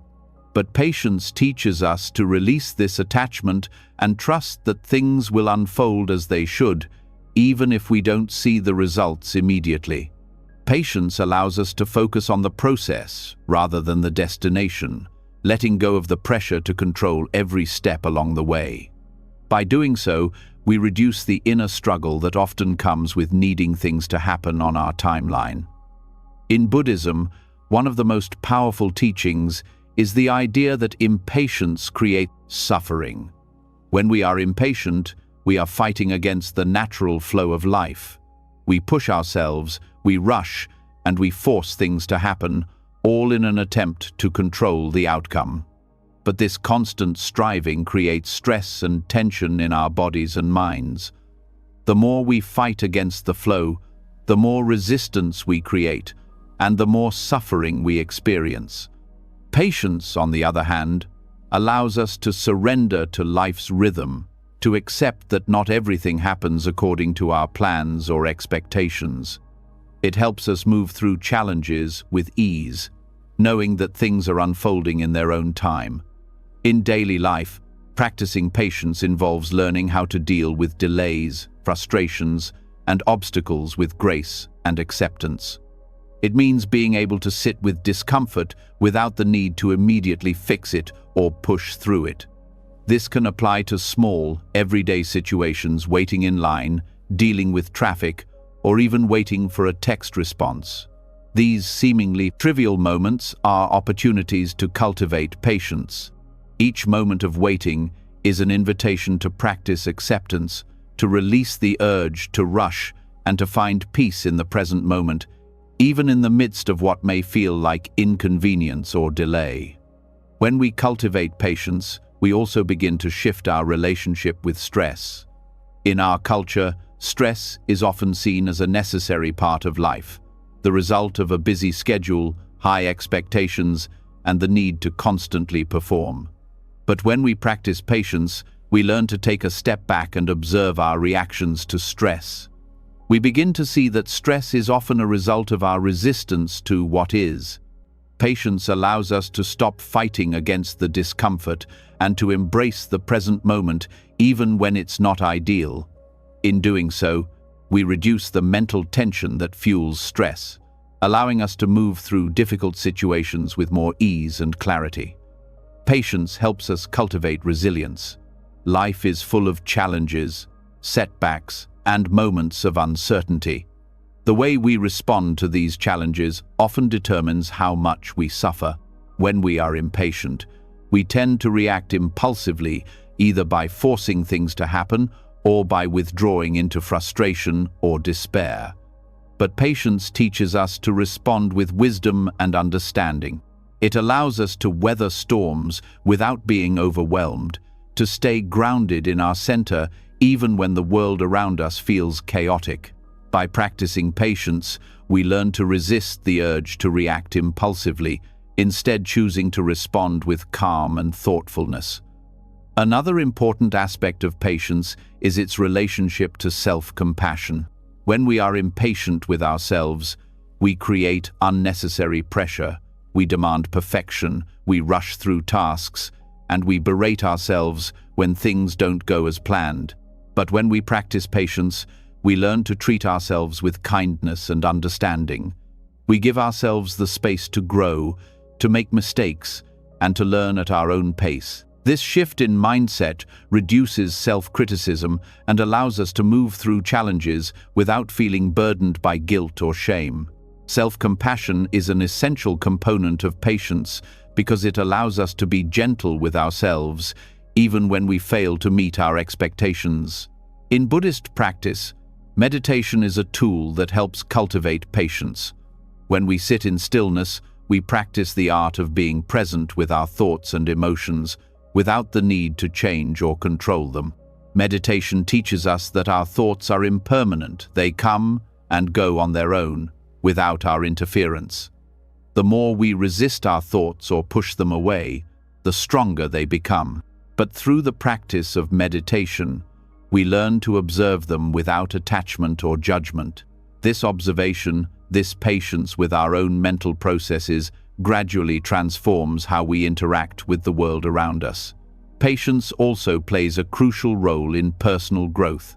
We live in a world that encourages us to constantly improve and to be better versions of ourselves. But the journey of self-development is not a race. True growth comes not from pushing ourselves to meet external standards, but from understanding and accepting our natural rhythms and limitations. Patience helps us honor where we are on our journey without rushing toward an idealized version of ourselves. It allows us to embrace imperfection and to grow at our own pace, without feeling the pressure to be someone else or to meet someone else's expectations. At a deeper level, patience helps us cultivate a sense of trust in life itself. Life unfolds according to its own rhythms, and often our attempts to control the timing of events only cause unnecessary stress. But when we practice patience, we trust that everything is unfolding as it should, even when it doesn't align with our expectations. Trusting in the timing of life, rather than forcing things to happen when we want them to, allows us to move through life with greater ease and less resistance. It invites a sense of peace, because we no longer feel the need to control every moment or outcome. When we stop rushing and forcing, we begin to experience joy in the process. It's easy to become so focused on the end result that we miss the beauty of the journey itself. Patience allows us to slow down and appreciate each step, each moment, for what it is. This shift in perspective brings greater satisfaction because it encourages us to enjoy life, not just to achieve goals. Patience helps us appreciate the simple pleasures that come with being present in the moment, whether it's enjoying a quiet cup of tea, taking a walk, or having an open conversation with a loved one. In the face of external pressure, practicing patience also helps us stay centered and calm. Life will always bring unexpected events, challenges, and transitions, but when we respond with patience, we protect ourselves from being swept away by the emotional waves of life. Instead of reacting in fear, anger, or frustration, we can pause, breathe, and respond with clarity. This doesn't mean we become passive. It means we develop the wisdom to know when to act and when to wait, trusting that both are necessary for growth and peace. When we cultivate patience, we also become more compassionate toward others. Impatience often leads to frustration, which can cause us to lash out or judge others. But when we practice patience, we become more understanding and tolerant, recognizing that everyone is moving at their own pace. This creates a more harmonious connection with others, as we are less focused on demanding things from them and more open to meeting them where they are. Ultimately, patience teaches us that peace comes from within. When we stop rushing through life and release the pressure to achieve, we find that true happiness is not something we have to chase. It's a state of being, a natural outcome of accepting life as it is. Patience allows us to live in alignment with our true selves, free from the need for external validation or approval. It is through patience that we transform stress into ease, anxiety into calm, and struggle into peace. By cultivating patience, we unlock the freedom to move through life with grace and wisdom, embracing each moment as it comes and trusting that it is enough. As you continue to embrace the power of patience, letting go of the constant need to control and force outcomes, a deeper understanding begins to emerge. Life is not a game of sheer effort and willpower. Instead, it is a delicate balance of intention, action, and letting go. The concept of karma, which teaches us that every action has a ripple effect, shines a light on how overexertion can often lead to unintended consequences. In Buddhism, karma is not just about actions, but also about intentions. Effort, when aligned with peaceful intentions, flows naturally toward positive results, but excessive effort or forceful actions often create unnecessary friction, causing outcomes that do not align with our true desires. The idea that too much effort can be counterproductive may seem surprising. After all, we are often told that the key to success is hard work. Yet, Buddhism reveals a deeper truth. Karma teaches us that when our actions are motivated by attachment, fear, or impatience, the energy behind our actions creates karmic ripples that can result in frustration, burnout, and outcomes that feel disconnected from what we truly want. In other words, the more we force or push for something, the more we risk creating karmic consequences that are not aligned with our inner desires or the greater flow of life. When you act from a place of peaceful intention rather than force, the energy you put into the world is different. It is less about striving for a particular outcome and more about being present, offering what you can, and trusting that the right results will unfold in their own time. Karma operates not only through actions, but also through the energy and motivation behind those actions. When our intentions are pure, not driven by the ego or the need for external validation, the results are more likely to be harmonious and aligned with our true path. However, when we are driven by stress, competition, or the belief that we must work harder to earn our worth, we create friction energy that ultimately leads to outcomes that feel misaligned, no matter how hard we push. Buddhism emphasizes that peaceful intentions are the foundation of creating positive karma. When your actions come from a place of calm, clarity, and compassion, the energy behind those actions supports a peaceful flow of results. But when you are overly attached to the outcome, when you push excessively or expect immediate results, you block that flow and risk creating negative karma. Effortless effort, or Wu Wei, as it is called in Taoism, is about letting go of the need for control and trusting the natural course of events. This approach not only brings peace, but also leads to outcomes that are in harmony with your true desires and the greater good of all involved. It's easy to get caught up in the belief that success only comes with intense, unrelenting effort. This belief stems from a deeply ingrained cultural conditioning that equates success with struggle. But in the Buddhist tradition, effort is seen as a tool, not a force that drives us. When we use effort in alignment with the natural flow of life, when we are mindful of our intentions and actions, it leads to smoother paths and clearer outcomes. Excessive effort, on the other hand, often creates confusion and detours. The more we try to push or manipulate life to meet our desires, the further we move away from true fulfillment. It's a paradox. The more we force, the less we achieve the results we hope for. By releasing attachment to specific outcomes, we allow life to unfold naturally, which often leads to the best result. Another key aspect of karma in relation to effort is the idea of non-attachment. When you are too attached to an outcome, you are more likely to use force in order to make things happen. But the act of attachment itself creates tension. Attachment is born from the belief that something is lacking or missing, which pushes us to overexert ourselves in order to attain it. But in the Buddhist view, attachment leads to suffering. When we release attachment, we stop forcing life's circumstances into a specific mold, and instead, we align ourselves with the natural unfolding of events.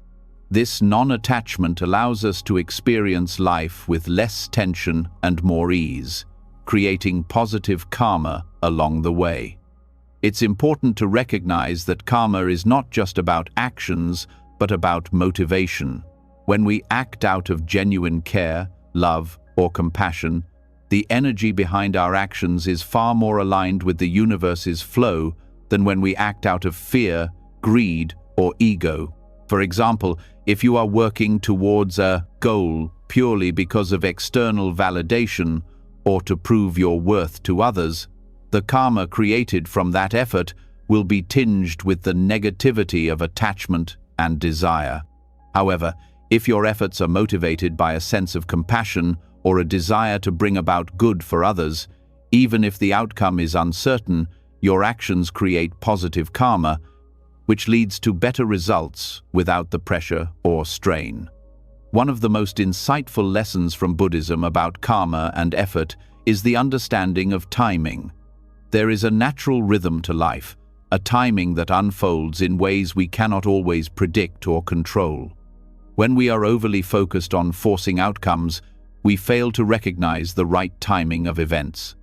Patience, coupled with peaceful intention, allows us to align with the natural rhythms of life.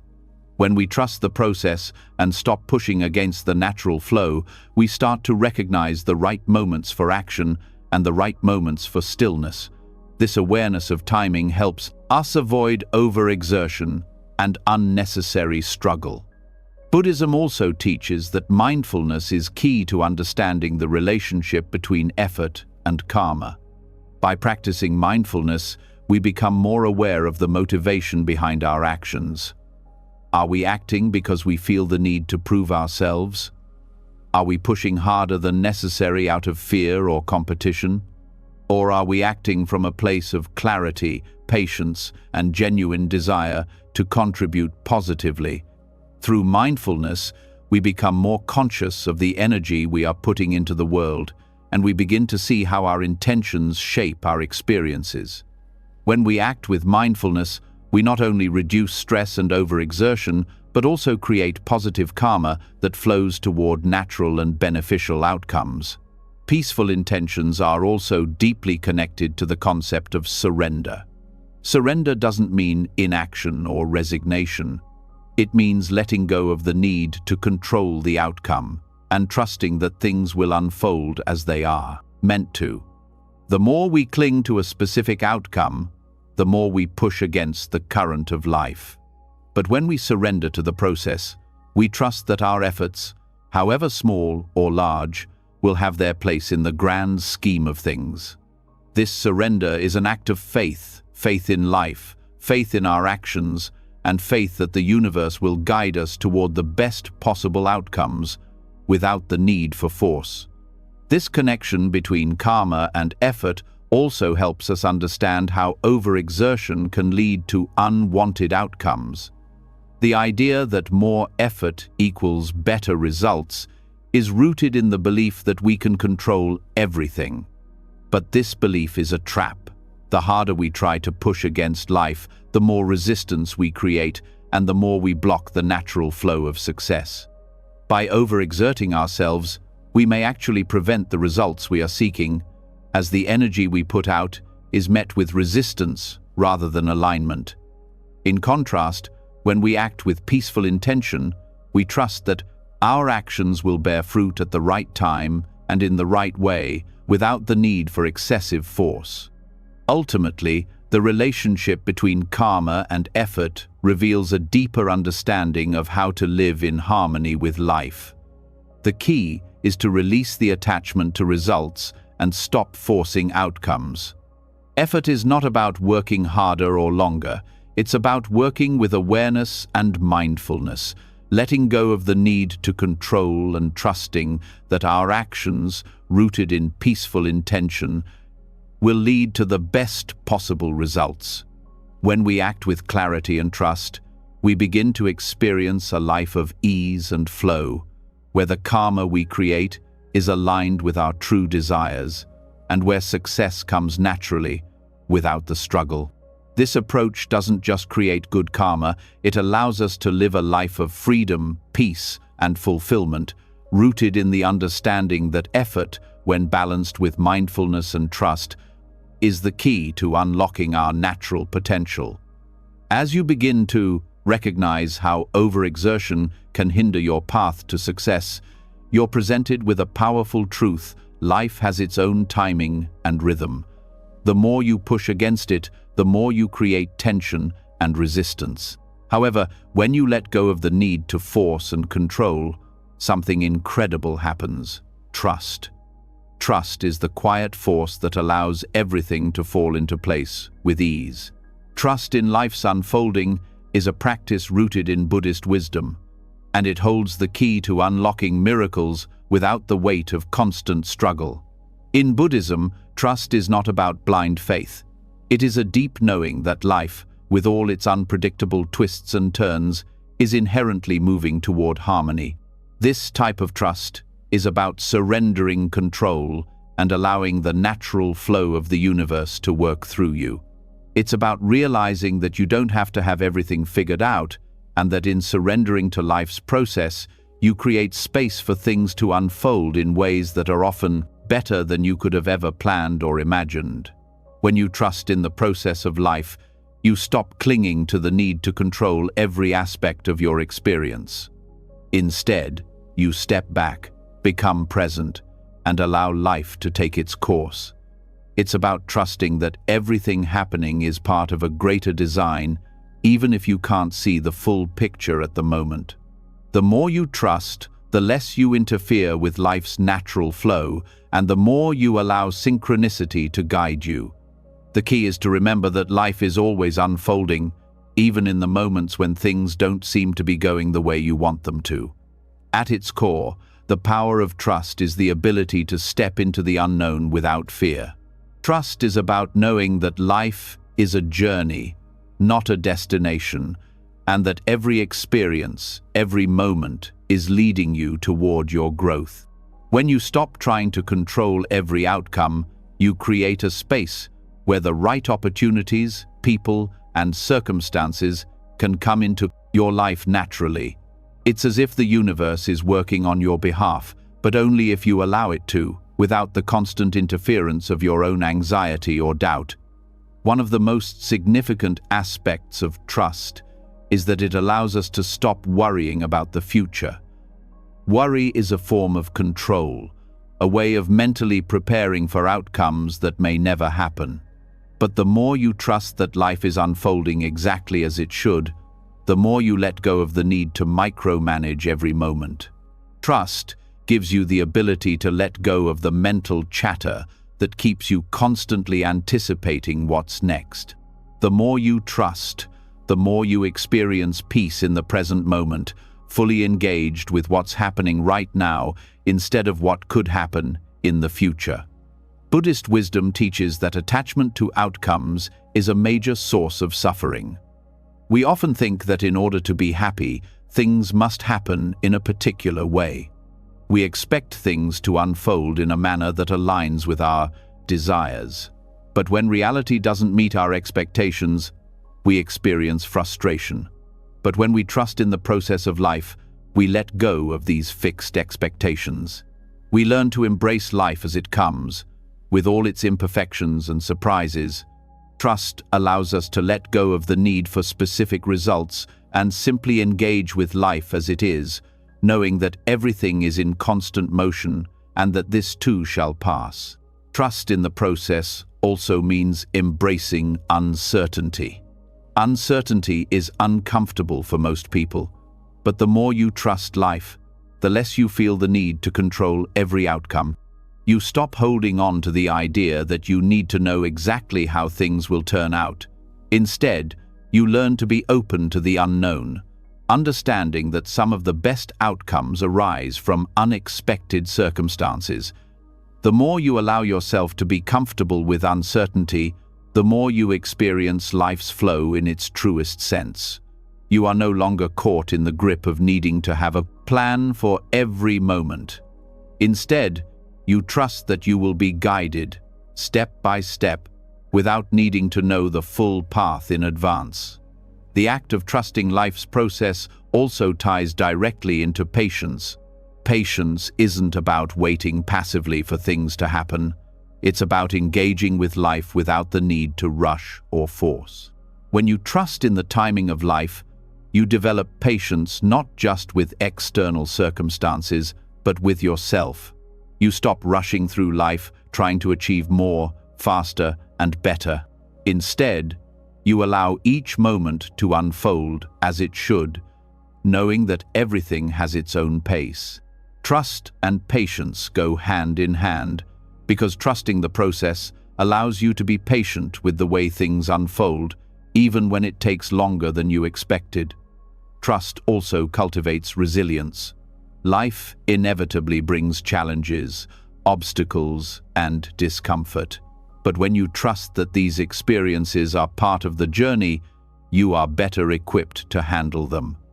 Trust allows you to meet difficulties with a sense of acceptance, knowing that they are temporary and will eventually pass. Instead of being overwhelmed by hardship, you recognize that each challenge offers an opportunity for growth.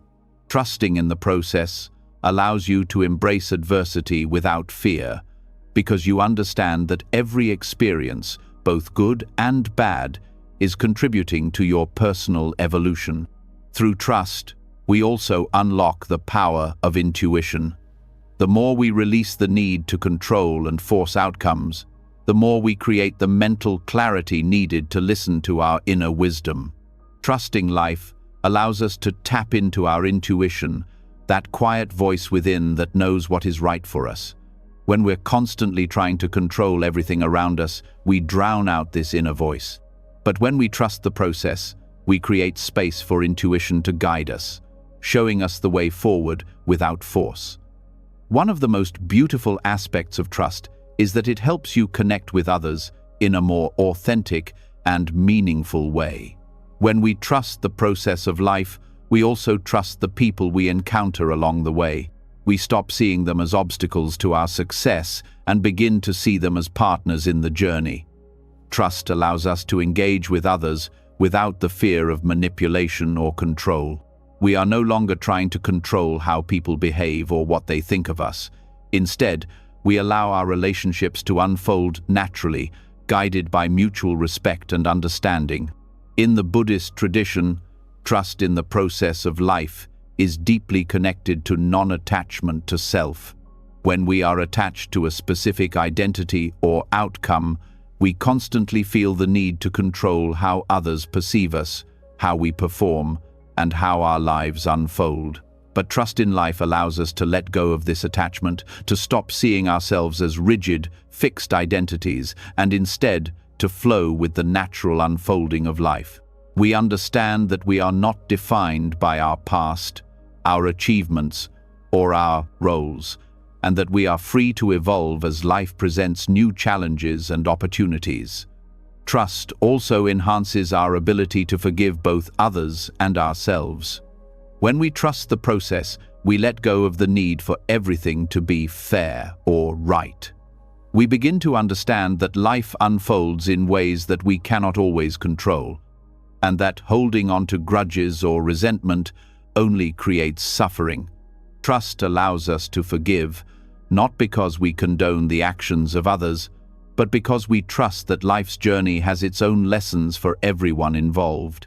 Letting go of the need for justice or revenge frees us from the weight of anger and resentment, allowing us to experience peace. In a practical sense, trust helps us make decisions with clarity and confidence. When we trust life's unfolding, we no longer feel the need to obsess over every decision or worry about making the wrong choice. Trust gives us the ability to make decisions from a place of calmness, not fear. We understand that there is no such thing as a perfect decision, only decisions that align with our values and our current understanding of the world. Trust allows us to move forward without regret, knowing that life is constantly evolving, and every step we take is part of the process. When we truly trust life, we also understand that everything is interconnected. Our actions, thoughts, and intentions ripple out into the world and affect others in ways we may not always understand. Trust in life is the recognition that we are part of something larger than ourselves, and that the universe has a way of guiding us toward what we need. This interconnectedness is not something to control, but something to embrace. It teaches us to act with kindness, compassion, and understanding, knowing that everything we do contributes to the greater whole. Ultimately, trust in life allows us to experience freedom. It's the freedom from fear, from the need to control, and from the pressure to achieve. It's the freedom to live fully in the present, to engage with life without the weight of expectation. Trust is not passive. It's a dynamic engagement with life that allows us to move through challenges, uncertainties, and transitions with grace and ease. When we trust the process, we find that everything falls into place, not because we forced it, but because we allowed it to unfold naturally. As you begin to trust the flow of life and release the need to control every outcome, you may notice a subtle shift within yourself, a deeper connection to the present moment. In our culture, we are often caught in a whirlwind of worries about the past and future, leaving little space for peace. But when you slow down, take a deep breath, and center yourself in the present, you realize that everything you need is right here, right now. This simple act of focusing on your breath brings you back to your center and helps you release the strain of trying to control the uncontrollable. In Buddhist philosophy, being fully present is a key element in cultivating peace, and the breath serves as an anchor for that practice. When you focus on your breath, You bring your mind's attention away from distractions and back to the only moment that truly exists, the present. This practice of deep breathing and mindfulness helps us to step out of the constant noise of our thoughts and reconnect with the body, the senses, and the flow of life as it is unfolding in real time. The breath is a tool that is always available to us, yet we often overlook its power. The simple act of breathing deeply can immediately shift your mental state, reducing stress, calming anxiety, and alleviating tension. It doesn't require any special skill or equipment, just the ability to focus on something as natural and essential as your own breath. As you inhale and exhale, you reconnect with the rhythm of life itself. And in doing so, you release the need to control. You let go of the mental chatter that tells you to hurry, to worry, and to force. The more you breathe consciously, the more you create space for peace to settle into your being. The practice of mindfulness is intertwined with the breath. In Buddhism, mindfulness is the art of being fully present in each moment, without judgment or distraction. This is especially important in a world that is constantly pulling our attention in 1,000 directions. When you bring your focus to your breath, you are practicing mindfulness, gently guiding your awareness back to the here and now, where everything unfolds in its own time. By focusing on the breath, you step out of the past or future and into the only time that is real. In doing so, you naturally relieve strain and stress. The breath is not just a physical act, it also has a profound impact on our nervous system and emotional state. When we are stressed or anxious, our breathing becomes shallow, which creates a cycle of tension in both the body and mind. By consciously deepening your breath, you break that cycle. As you inhale deeply and exhale slowly, your nervous system shifts from a state of fight or flight to a state of rest and relaxation. This simple shift in the way you breathe can instantly reduce stress, lower your heart rate, and bring clarity to your mind. Breathing deeply is also a reminder that you are alive, here, and present in this moment. Every breath is an affirmation of life.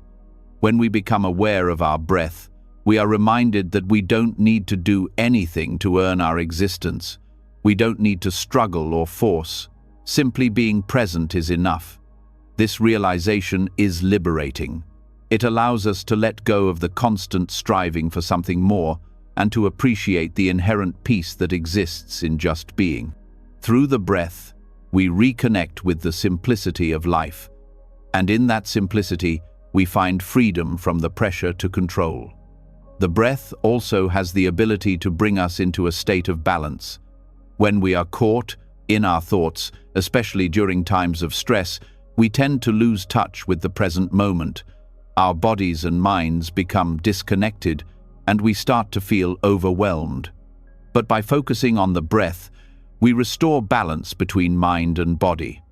The rhythmic rise and fall of each breath is a natural process that helps center us, bringing clarity and calmness.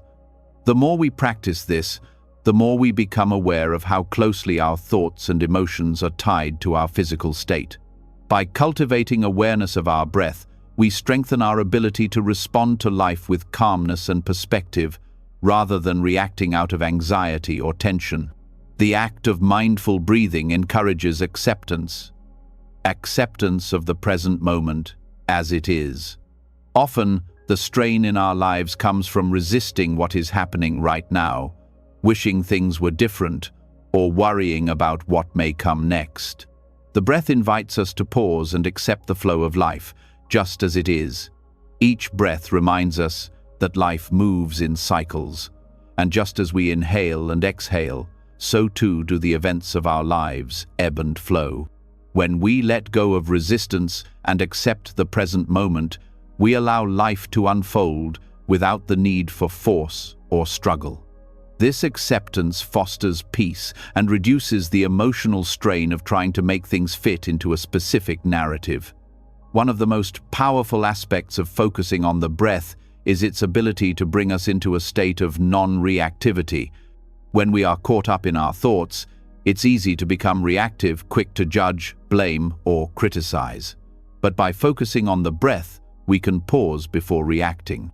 We create a space between stimulus and response, allowing us to respond with greater awareness rather than with impulse.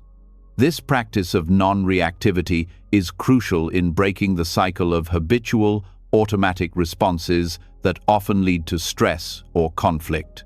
By returning to the breath, we can choose how we engage with the world, rather than reacting from a place of unconscious habit. Breathing mindfully also helps us to become aware of the temporary nature of everything. Just as each breath is a fleeting moment, so too are our thoughts, emotions, and circumstances. When we are caught in moments of difficulty or discomfort, it can feel as though those moments will last forever. But by focusing on the breath, we remember that nothing is permanent. Every inhalation and exhalation reminds us that all experiences, whether joyful or painful, are transient.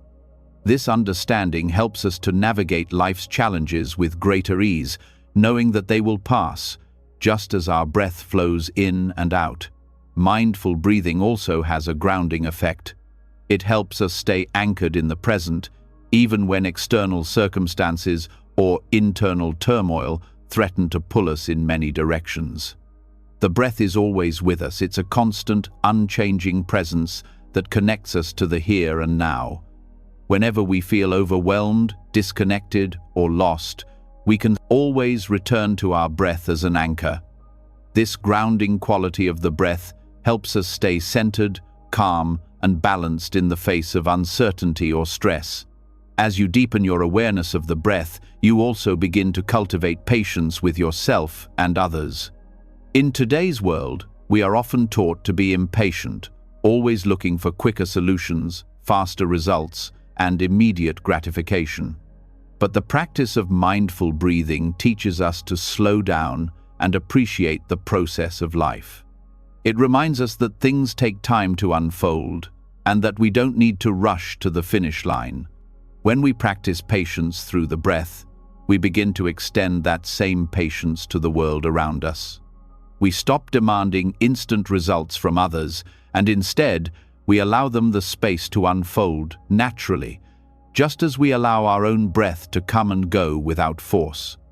Focusing on the breath also brings our attention back to self-care. In the hustle and bustle of daily life, it's easy to forget to take care of ourselves. But the breath serves as a reminder to pause and check in with our bodies. Are we holding tension in our shoulders? Are we breathing shallowly because of stress?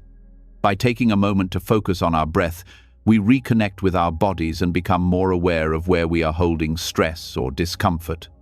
This awareness enables us to release tension and find relief, allowing us to care for ourselves physically, emotionally, and mentally. As you continue to practice deep breathing and mindfulness, you'll notice that the mental clutter that often fills your mind starts to clear. The constant noise of thoughts, worries, and distractions gradually fades as your focus shifts to the present moment.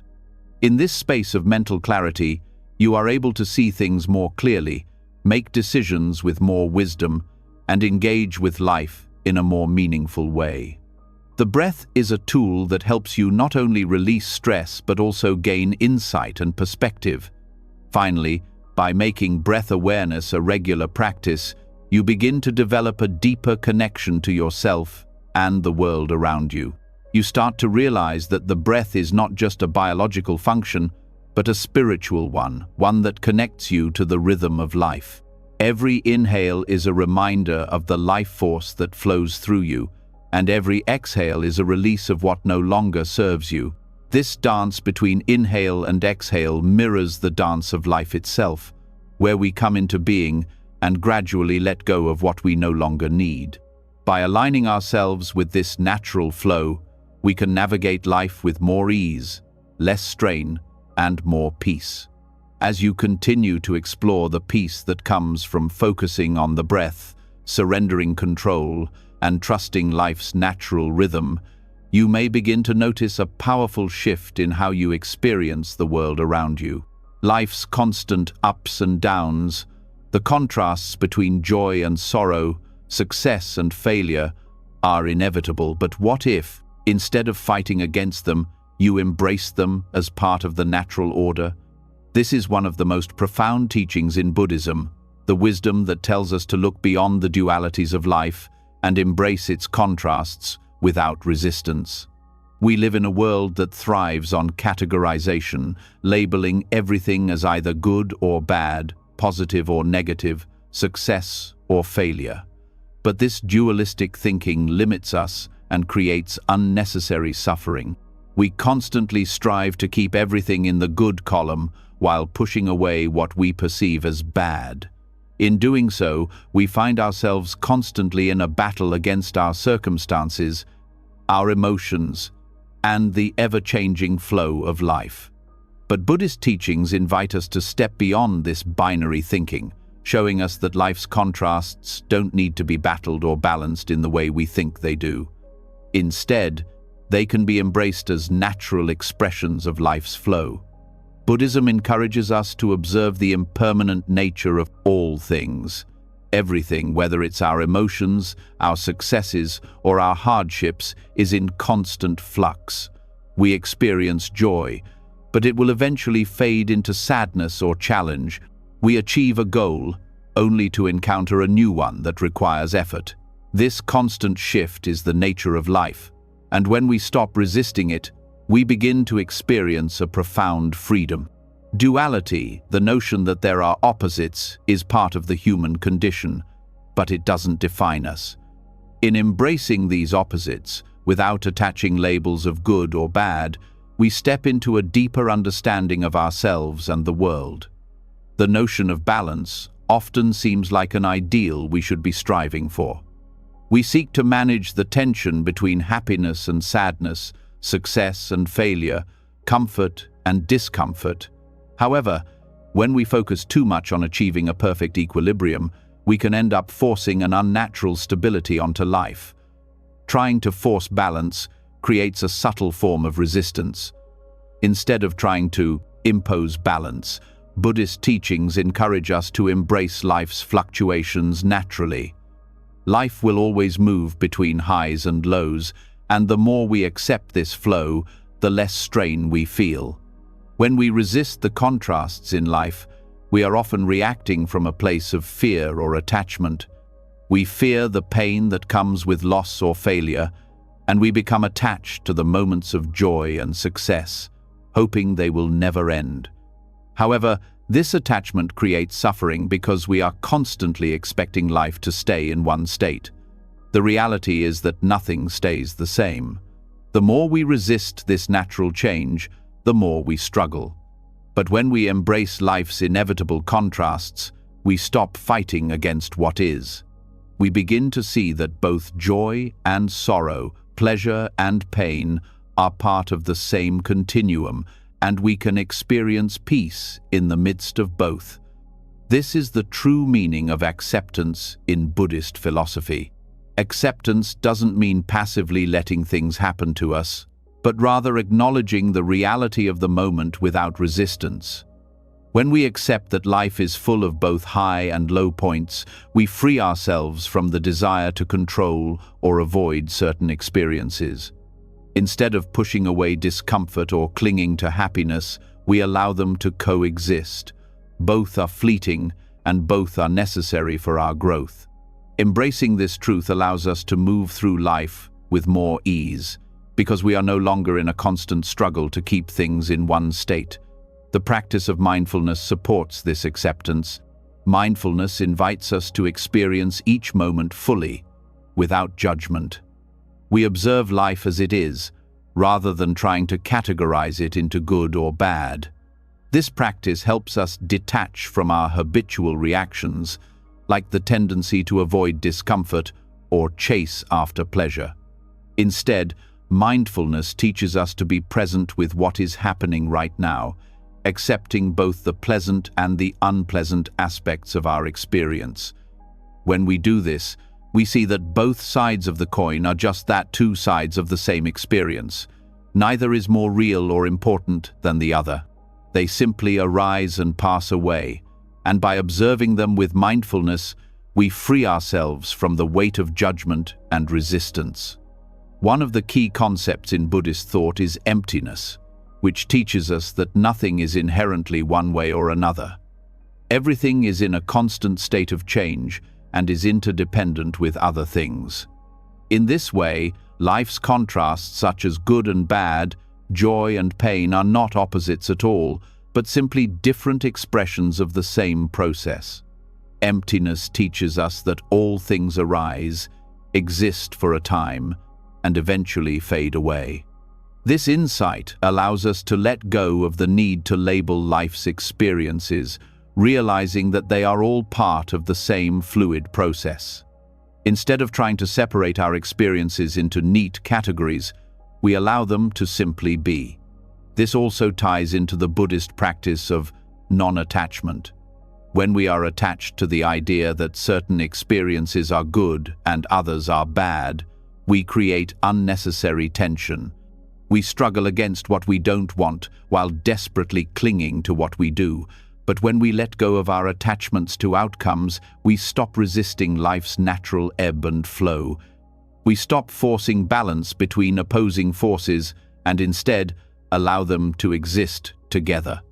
The more we practice non-attachment, the more we can experience life's contrasts without judgment or resistance. Compassion is another essential part of embracing duality. When we encounter others' pain or suffering, it's easy to feel the need to fix or change it because we don't want them to experience discomfort. But Buddhism teaches us that we cannot protect ourselves or others from life's contrasts. Everyone, including ourselves, must experience the full range of emotions and experiences. What we can offer is our presence and compassion, acknowledging the ups and downs of life without trying to interfere or make them go away. Compassion means sitting with others in their pain and joy, knowing that both are necessary for their journey. By embracing both aspects of life, we learn to live with greater acceptance and understanding, without the need to manipulate or control what is happening. As you continue to explore the nature of duality, you begin to notice that freedom comes not from achieving a perfect balance between opposites, but from understanding that both extremes are part of the same experience. The more you accept life's natural rhythm, the less you feel the need to push against its fluctuations. Instead of seeking to avoid discomfort or cling to comfort, you move through life with an openness to all experiences, knowing that each one has something valuable to teach. This is true freedom, the freedom to experience life fully, without the need to force balance or control outcomes. One of the most profound teachings in Buddhism is the idea that everything is interconnected. Life's contrasts, while they may appear to be opposites, are interdependent. Without darkness, there can be no light. Without pain, there can be no joy. This interconnection is what allows us to embrace life's contrasts without struggling. We understand that all experiences are part of a larger whole, and that we are constantly moving between these different states as we evolve. Each moment, whether high or low, is part of the flow of life, and by accepting this, we are free from the need to categorize, label, or judge. In embracing life's dualities, we also cultivate a deeper sense of wisdom. Wisdom is the ability to see things as they truly are, without the distortion of judgment or attachment. It is the ability to understand that life's contrasts are not separate or opposing forces, but part of the same unfolding process. Wisdom allows us to navigate life's challenges with grace, knowing that both joy and sorrow are transient, and that each has its own value. By seeing life through this lens, we stop seeing dualities as threats or burdens and begin to see them as essential aspects of our human experience. As we let go of the need to force balance and allow life's contrasts to simply be, we find that peace arises naturally. Peace doesn't come from avoiding the ups and downs of life, but from accepting them as part of the natural order. When we embrace duality without judgment or resistance, we cultivate a deep sense of peace that transcends external circumstances. We stop trying to control life's flow and instead allow ourselves to move with it, trusting that everything is unfolding exactly as it should. This is the essence of the Buddhist path: to embrace life fully in all its highs and lows, its joy and pain, its successes and failures without resistance. By stepping beyond duality, we learn to live in harmony with the world around us, not fighting against it, but flowing with it. Through this acceptance, we free ourselves from the struggle and find a peace that transcends the dualities of life. As you begin to embrace life's natural flow, understanding the wisdom of duality and releasing the pressure of forcing balance, you may notice an even deeper truth emerging. A truth that shows up in every part of your life, in every relationship, and in every goal you set for yourself. It's the subtle yet powerful grip that expectations have on your mind. Expectations are woven into nearly every desire. We have the need for outcomes to match our hopes, dreams, and plans. But what if these very expectations, this constant striving for something specific, is the root cause of much of our suffering? Buddhism teaches us that expectations, when unchecked, set us up for disappointment. We live in a world of possibilities, yet we often hold tight to rigid ideas of how things should be. This leads us to a constant cycle of hoping for outcomes, attaching our happiness to them, and inevitably feeling let down when things don't turn out the way we imagined. Each time an expectation is unmet, it leaves us disillusioned, frustrated, or even angry.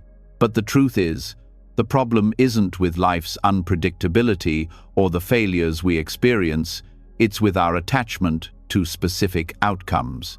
When we stop clinging to these expectations, we begin to break free from the cycle of disappointment and open ourselves to a more liberated way of experiencing life. Expectations are built on the idea that control is possible. We set our sights on an outcome, a goal, or a desire, and we attach ourselves to it as if it will guarantee happiness. However, in doing so, we create an illusion of certainty in an uncertain world. We believe that if we can control the outcome, we can control our emotional state.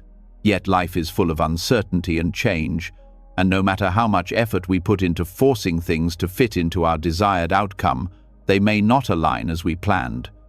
The more we attach our happiness to these external outcomes, the more we find ourselves on a roller coaster of highs and lows, constantly battling with disappointment when things don't go the way we imagined.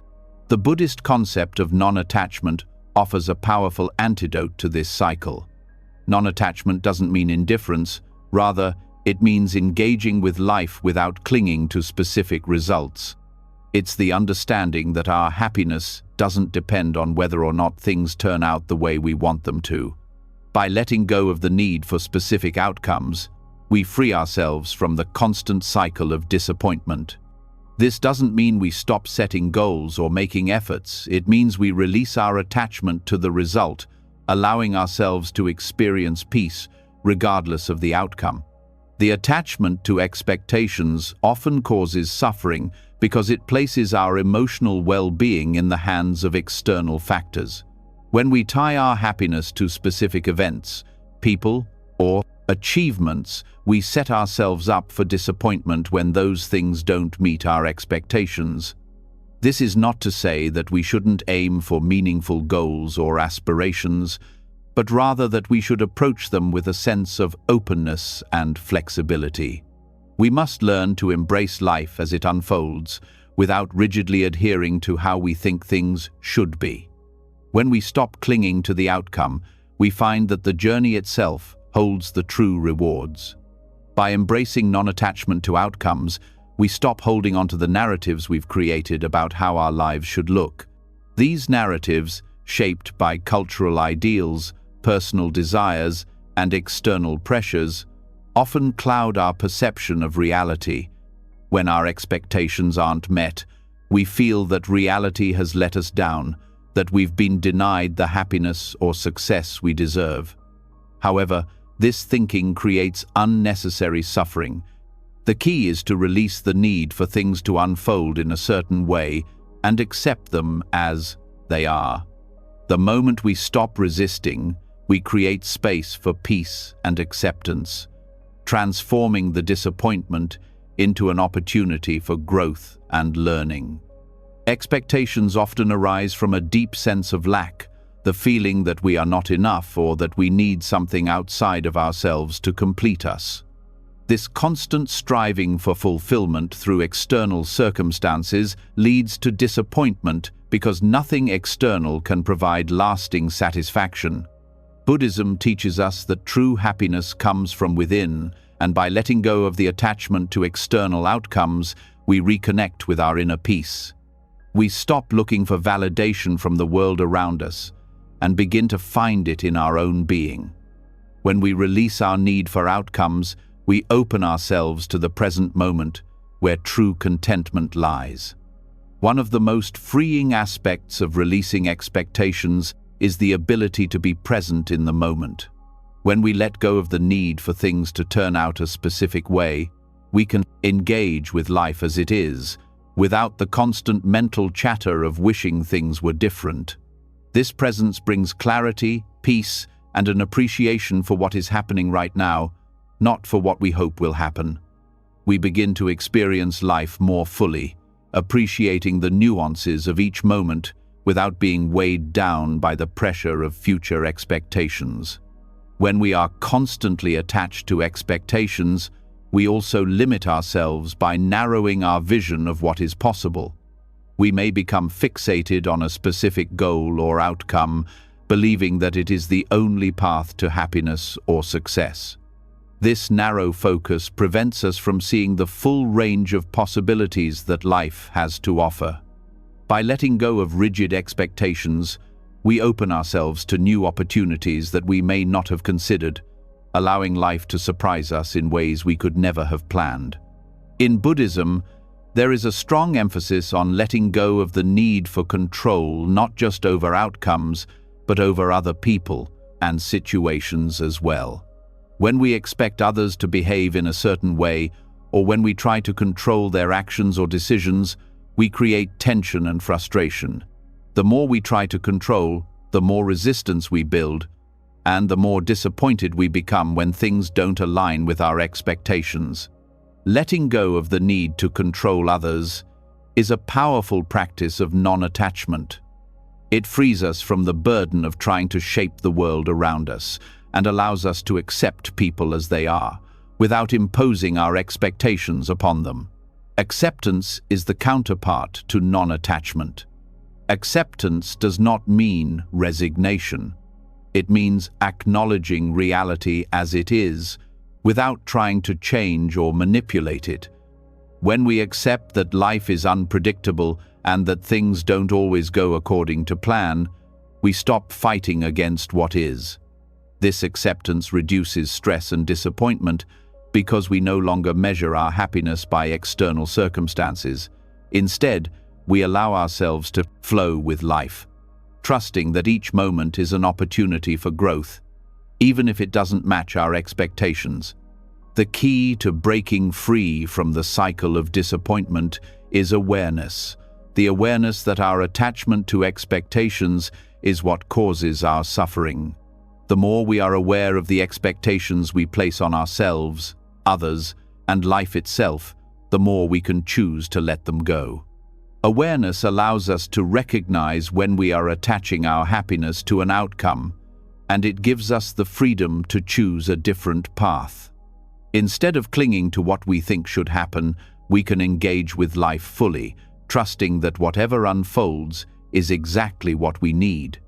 Buddhism teaches that when we release our attachment to specific outcomes, we align ourselves with the natural flow of life. Karma plays a crucial role in this process. By acting with pure intentions without expectation, we allow positive karma to unfold naturally. When we act from a place of non-attachment, we allow our actions to be guided by wisdom, compassion, and clarity, rather than by the need for a particular result. This creates a space for life to respond with grace, offering us the best possible outcomes without the strain of effort and control. It's also important to recognize that disappointment itself is not inherently negative. Disappointment arises when our expectations are unmet, but it's through this very disappointment that we learn, grow, and evolve. When we release the need for outcomes, we stop seeing disappointment as something to avoid or resist. Instead, we begin to see it as an opportunity for reflection and learning. Disappointment becomes a teacher, showing us where our attachment lies and guiding us toward greater acceptance and peace. Breaking free from the cycle of disappointment doesn't mean abandoning your dreams or goals. It means approaching them with openness and flexibility. When we stop tying our happiness to a specific result, we open ourselves to the possibility that something even better might unfold. Non-attachment frees us from the anxiety of needing things to go a certain way and allows us to embrace life's surprises, knowing that whatever happens, we can handle it with grace and equanimity. Ultimately, the more we practice non-attachment, the more we experience freedom. Freedom from the pressure of expectations, freedom from the need to control outcomes, and freedom from the constant cycle of striving for something that may never come. When we release the need for specific results, we can approach life with a sense of ease, knowing that everything will unfold as it should. This freedom brings us closer to our true selves, allowing us to live fully in the present moment, free from the weight of disappointment and unfulfilled expectations. As you begin to let go of rigid expectations and the constant pressure to control outcomes, you might start to notice a shift in your mind, an internal peace that feels rare in today's world. The more you embrace the flow of life, free from the mental strain of attachment and frustration, the more you begin to sense an underlying stillness.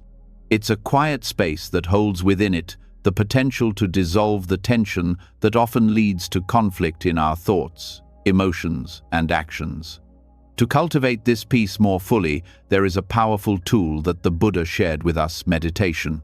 Meditation is not just a practice, it's a profound journey that, when embraced fully, can transform the very way we live and experience the world. Buddhist meditation offers a unique path to inner peace by helping us release mental conflict and inner tension. We often carry so much weight within us, thoughts of worry, resentment, or fear, that it becomes difficult to experience life with ease. Our minds race, our emotions fluctuate, and we become consumed by the noise of it all. In these moments, we struggle to find clarity or a sense of direction. Yet, meditation serves as a practice that allows us to let go of this clutter, creating the space necessary for mental clarity and emotional calm. When you begin to meditate, you learn to separate yourself from the chatter of the mind, recognizing that you are not your thoughts. In this process, you start to notice how much of your internal conflict is rooted in identifying with your thoughts, feelings, and desires. Meditation allows you to witness them rather than become entangled in them. As you sit quietly, focusing on your breath, you create the space to observe the thoughts and emotions that arise without judgment. This practice of observation reduces the power that these thoughts hold over you, allowing them to come and go like clouds in the sky.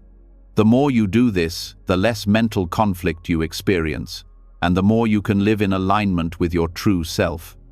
Buddhist meditation also helps us release attachment to the constant demands of the mind. We often think that, in order to find peace, we need to fix our thoughts, emotions, or circumstances. But meditation teaches us that peace isn't something to achieve or fix. It is something that arises when we stop resisting. When we stop forcing the mind to behave a certain way, we allow it to settle naturally. This process of letting go is at the heart of meditation. The more we try to control, the more resistance we create. But when we sit in stillness and let go of the need to control, we create a natural flow that leads to ease. One of the most profound teachings that meditation brings is the ability to experience the present moment without the weight of past regrets or future worries. We often feel trapped by the mental narrative that loops endlessly in our minds. We replay old conversations, rehash past mistakes, or constantly plan for what's next. This ongoing cycle of thinking creates a sense of mental overload, leaving us exhausted and disconnected from the now. Meditation helps break this cycle by gently guiding us back to the present moment. With each breath, we train the mind to focus on the here and now, allowing us to experience life more fully. In doing so, we release the grip of mental conflict and invite a deeper sense of peace and presence into our lives. At first, this may feel challenging. Our minds are so used to grasping for thoughts or planning for the future. But meditation teaches us that we don't need to grasp at anything. We don't need to control what arises in the mind. We simply allow it to come and go. The more you practice this, the more you begin to see that thoughts are temporary. They do not define you. They come and go like waves on the ocean. The more you let them flow without attaching meaning or judgment to them, the more you find your mind naturally settling into a state of ease. This practice is not just about reducing mental conflict, it's about transforming your relationship with your thoughts. Instead of seeing them as obstacles to peace, you begin to see them as opportunities for growth. In Buddhism, there is a concept called mindful awareness. This is the practice of being fully aware of the present moment without judgment, without expectation. It's not about getting rid of thoughts, but about accepting them as they are. This awareness transforms your relationship with your mind, allowing you to experience your thoughts as they are impermanent and transient. The more you practice, the less weight they carry, and the more easily you can move through life without becoming overwhelmed by them. As you meditate, you also begin to notice how internal tension manifests in your body. When we experience stress, anger, or fear, we often hold these emotions in the body, creating physical tension. Over time, this tension builds up, leading to discomfort, pain, or even illness. Through mindfulness and meditation, we learn to recognize how these emotions show up physically and how to release them. By focusing on the breath and bringing awareness to the body, we can soften the physical tension, releasing it with each exhale. This process of letting go of tension helps us feel lighter, more at ease, and more in tune with our bodies. Meditation, in this sense, is not just about quieting the mind, but about holistically relieving the tension in both mind and body. The more you practice meditation, the more you realize that mental conflict and stress arise from attachment to the way things should be, to desires, expectations, and the need to control. Meditation teaches us to release this attachment. Instead of forcing our thoughts or emotions to align with our ideal version of reality, we learn to be present with whatever arises. This process of non-attachment is incredibly liberating. It helps us stop fighting with ourselves and the world around us, freeing us from the mental strain of trying to make everything fit into a preconceived notion of how things should be. Buddhist meditation also helps us develop a deeper compassion for ourselves. So often, we are our harshest critics. We judge ourselves for not being good enough or for not living up to our own expectations. Meditation allows us to step back from these judgments and to simply be with ourselves as we are. In this space, we cultivate self-compassion, a gentle acceptance of ourselves, with all of our flaws, fears, and imperfections. This self-compassion naturally spreads to others, allowing us to approach the world with a sense of kindness and understanding, free from the inner conflict that often leads to judgment or resentment. Through meditation, we also develop a stronger sense of equanimity. Life's ups and downs no longer feel as destabilizing because we learn to approach them with the same sense of calm and acceptance. Whether experiencing joy or sorrow, success or failure, we come to understand that all of these emotions are part of the same flow of life. By practicing meditation, we strengthen our ability to remain steady, no matter what life throws our way. We learn to respond with wisdom and clarity, rather than reacting with impulsive emotions. This sense of equanimity allows us to experience life's fluctuations with more peace, rather than feeling at the mercy of them. In addition to creating mental clarity, meditation also nurtures a deep sense of gratitude. The more we become aware of the present moment, the more we begin to appreciate the simplicity and beauty that exists all around us. We learn to see the richness of life, even in the most ordinary moments. Gratitude becomes a natural byproduct of mindfulness, and this gratitude nurtures a sense of contentment and joy that comes not from external achievements, but from simply being alive and present in the moment. As meditation deepens, we also begin to experience a greater connection to others. The more we cultivate peace within ourselves, the more that peace radiates outward. We stop seeing others as obstacles, competitors, or sources of frustration. Instead, we see them as fellow beings on a shared journey. This shift in perspective fosters greater compassion, patience, and understanding. We begin to approach our relationships with more openness, kindness, and authenticity, allowing us to build deeper, more meaningful connections. Ultimately, the practice of meditation teaches us to live with ease. We stop resisting the flow of life, stop fighting against ourselves and others, and stop struggling to make things fit our expectations. Instead, we learn to embrace life as it is, with all its uncertainties and challenges. Meditation is the tool that helps us align with the natural rhythm of life, cultivating a sense of calm, clarity, and peace within. The more we practice, the more we let go of inner conflict and mental tension, allowing us to experience the full depth of life's beauty and simplicity. With meditation, we learn to live not only with more ease but with more grace, navigating life's challenges with a heart open to whatever arises. As you begin to explore the transformative power of meditation, releasing inner conflict and embracing the natural flow of life, you may begin to notice something profound: silence. In our daily lives, we are constantly bombarded by noise, both external and internal. We live in a world that values constant action, constant communication, and constant doing.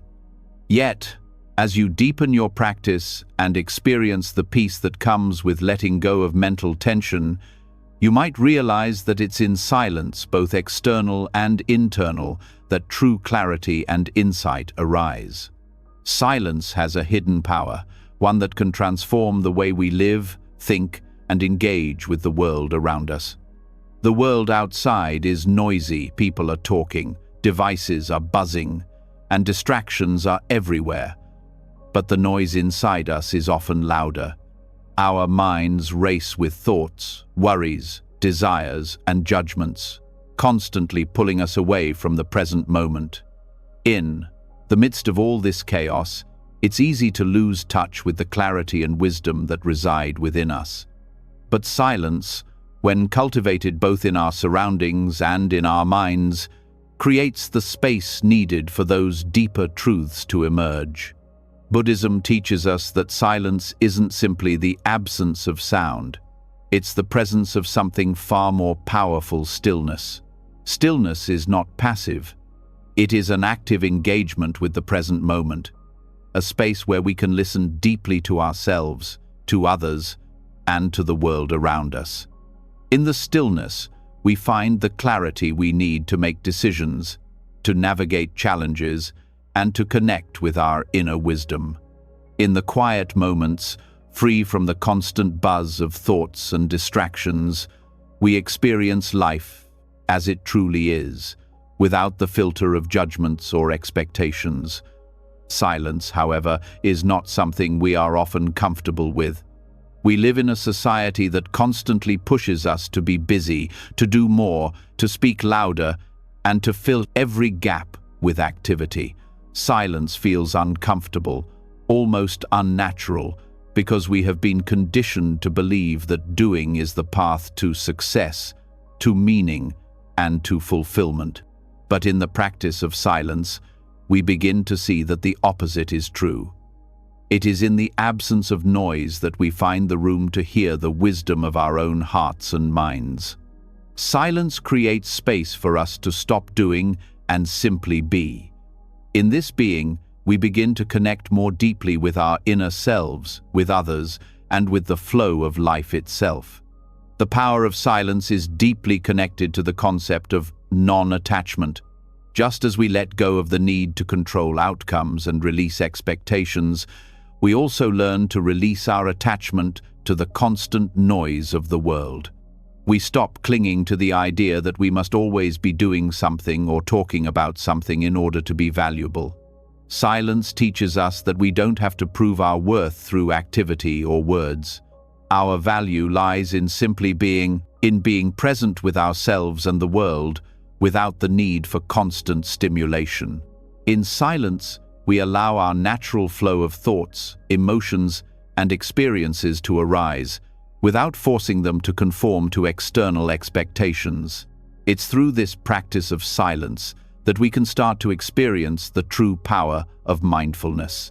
Mindfulness is often practiced through quiet, focused attention on the breath, on the sensations in the body, on the thoughts that arise and pass. The more we engage in silence, the more we become attuned to the present moment. In that moment of awareness, we gain access to clarity that cannot be found when we are constantly distracted by noise or mental chatter. In silence, we allow ourselves to observe without judgment, to witness what is arising within and around us without getting caught up in it. This type of mindfulness brings about a deeper understanding of our true nature, free from the distortions of external noise or internal distractions. In addition to mental clarity, silence fosters inner peace. When we create space for silence in our lives, we begin to experience a sense of calm that is not dependent on external circumstances. The noise of the world, the demands of others, and the constant pull of our own thoughts begin to lose their power over us. As we cultivate silence, we begin to experience a sense of stillness that permeates our being. This stillness is not a void or emptiness, but a deep sense of connection to the present moment, a sense of being grounded and centered no matter what is happening around us. It is from this stillness that we can navigate life's challenges with grace, responding to them with wisdom and compassion, rather than reacting out of fear or stress. Silence also brings about a deep connection to the natural flow of life. We often become disconnected from life's natural rhythms because we are constantly caught in the noise of our own minds and the external world. But when we practice silence, we begin to attune ourselves to the ebb and flow of life as it naturally unfolds. This connection to the flow of life brings us greater acceptance of life's fluctuations, joy and sorrow, success and failure, pleasure and pain, understanding that all are temporary and part of the same cycle. In silence, we learn to flow with life's rhythms rather than forcing them to align with our desires or expectations. This acceptance of life as it is, without resistance, brings us greater peace and ease. Silence also provides the mental space needed for reflection. In the quiet moments, free from distractions, we can look inward and reflect on our thoughts, actions, and experiences. Reflection is a key aspect of Buddhist practice, as it allows us to gain insight into our own behavior and patterns. In silence, we can observe our thoughts without judgment, without trying to change them, but simply to understand them. Through this understanding, we gain insight into our true nature, our fears, our desires, and our habits. This insight allows us to make more conscious choices and break free from the mental patterns that limit us. Another powerful aspect of silence is its ability to foster compassion. When we are quiet and still, we become more present with others. We listen more deeply, not just to their words, but to the energy and emotions behind their words. In the stillness of silence, we can feel more attuned to the needs of others, offering empathy and understanding without the need to fill the space with our own thoughts or opinions. Silence allows us to be fully present, offering a kind of attention that is rare in a world where people are often preoccupied with their own thoughts. Through silence, we begin to connect with others in a more meaningful way, fostering deeper relationships built on mutual respect and understanding. Silence is also a gateway to inner transformation. When we stop filling our lives with noise and distraction, we begin to peel back the layers that obscure our true selves. In the stillness, we begin to confront the parts of ourselves that we have long ignored or suppressed. The mind can be filled with fears, regrets, and desires that prevent us from fully embracing who we are. But in silence, we are no longer able to distract ourselves from these inner struggles. Instead, we face them directly, with compassion and understanding. This confrontation with our inner world, though challenging, is a vital step toward healing and transformation. The more we sit with ourselves in silence, the more we uncover the wisdom, strength, and peace that resides within us. The power of silence also helps us to release emotional baggage. We often carry emotional wounds from the past, holding on to pain, resentment, or anger. These emotions create inner conflict, preventing us from experiencing peace. But when we sit in silence, we create space to process and release these emotions. Silence allows us to feel our emotions fully without being overwhelmed by them. Through mindfulness in silence, we can acknowledge these emotions without judgment, allowing them to arise and pass without clinging to them. This release of emotional tension allows us to move forward with a lighter heart, free from the weight of unresolved feelings. Lastly, the practice of silence nurtures our ability to embrace the unknown. The mind often seeks certainty, wanting to know exactly what will happen next, wanting to control life's unfolding. But in silence, we allow ourselves to sit with uncertainty. We let go of the need for constant answers, and instead, we embrace the mystery of life. This acceptance of the unknown frees us from anxiety and worry, allowing us to move forward with a sense of trust and openness. Silence teaches us that we don't need to know everything. We simply need to trust that life will reveal itself in due time, and we are fully capable of navigating whatever comes our way. In embracing silence, we open ourselves to greater wisdom, peace, and clarity. It is through the stillness that we can connect to our deepest truth, break free from the noise that holds us back, and experience life with more ease and understanding. By making space for silence in our lives, we cultivate a more mindful, compassionate, and centered way of being.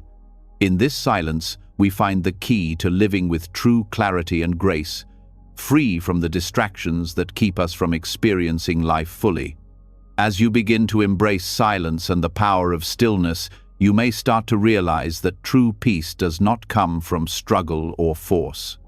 In our world, we are often taught that success and enlightenment require relentless effort, constant striving, constant doing. But Buddhism offers a radically different perspective. Peace is not achieved through struggle, but through acceptance and understanding. This approach reveals that the more we try to force our way to peace, the further we move from it. Instead, it is in letting go of the constant battle and surrendering to life as it is that we can truly find the path to enlightenment.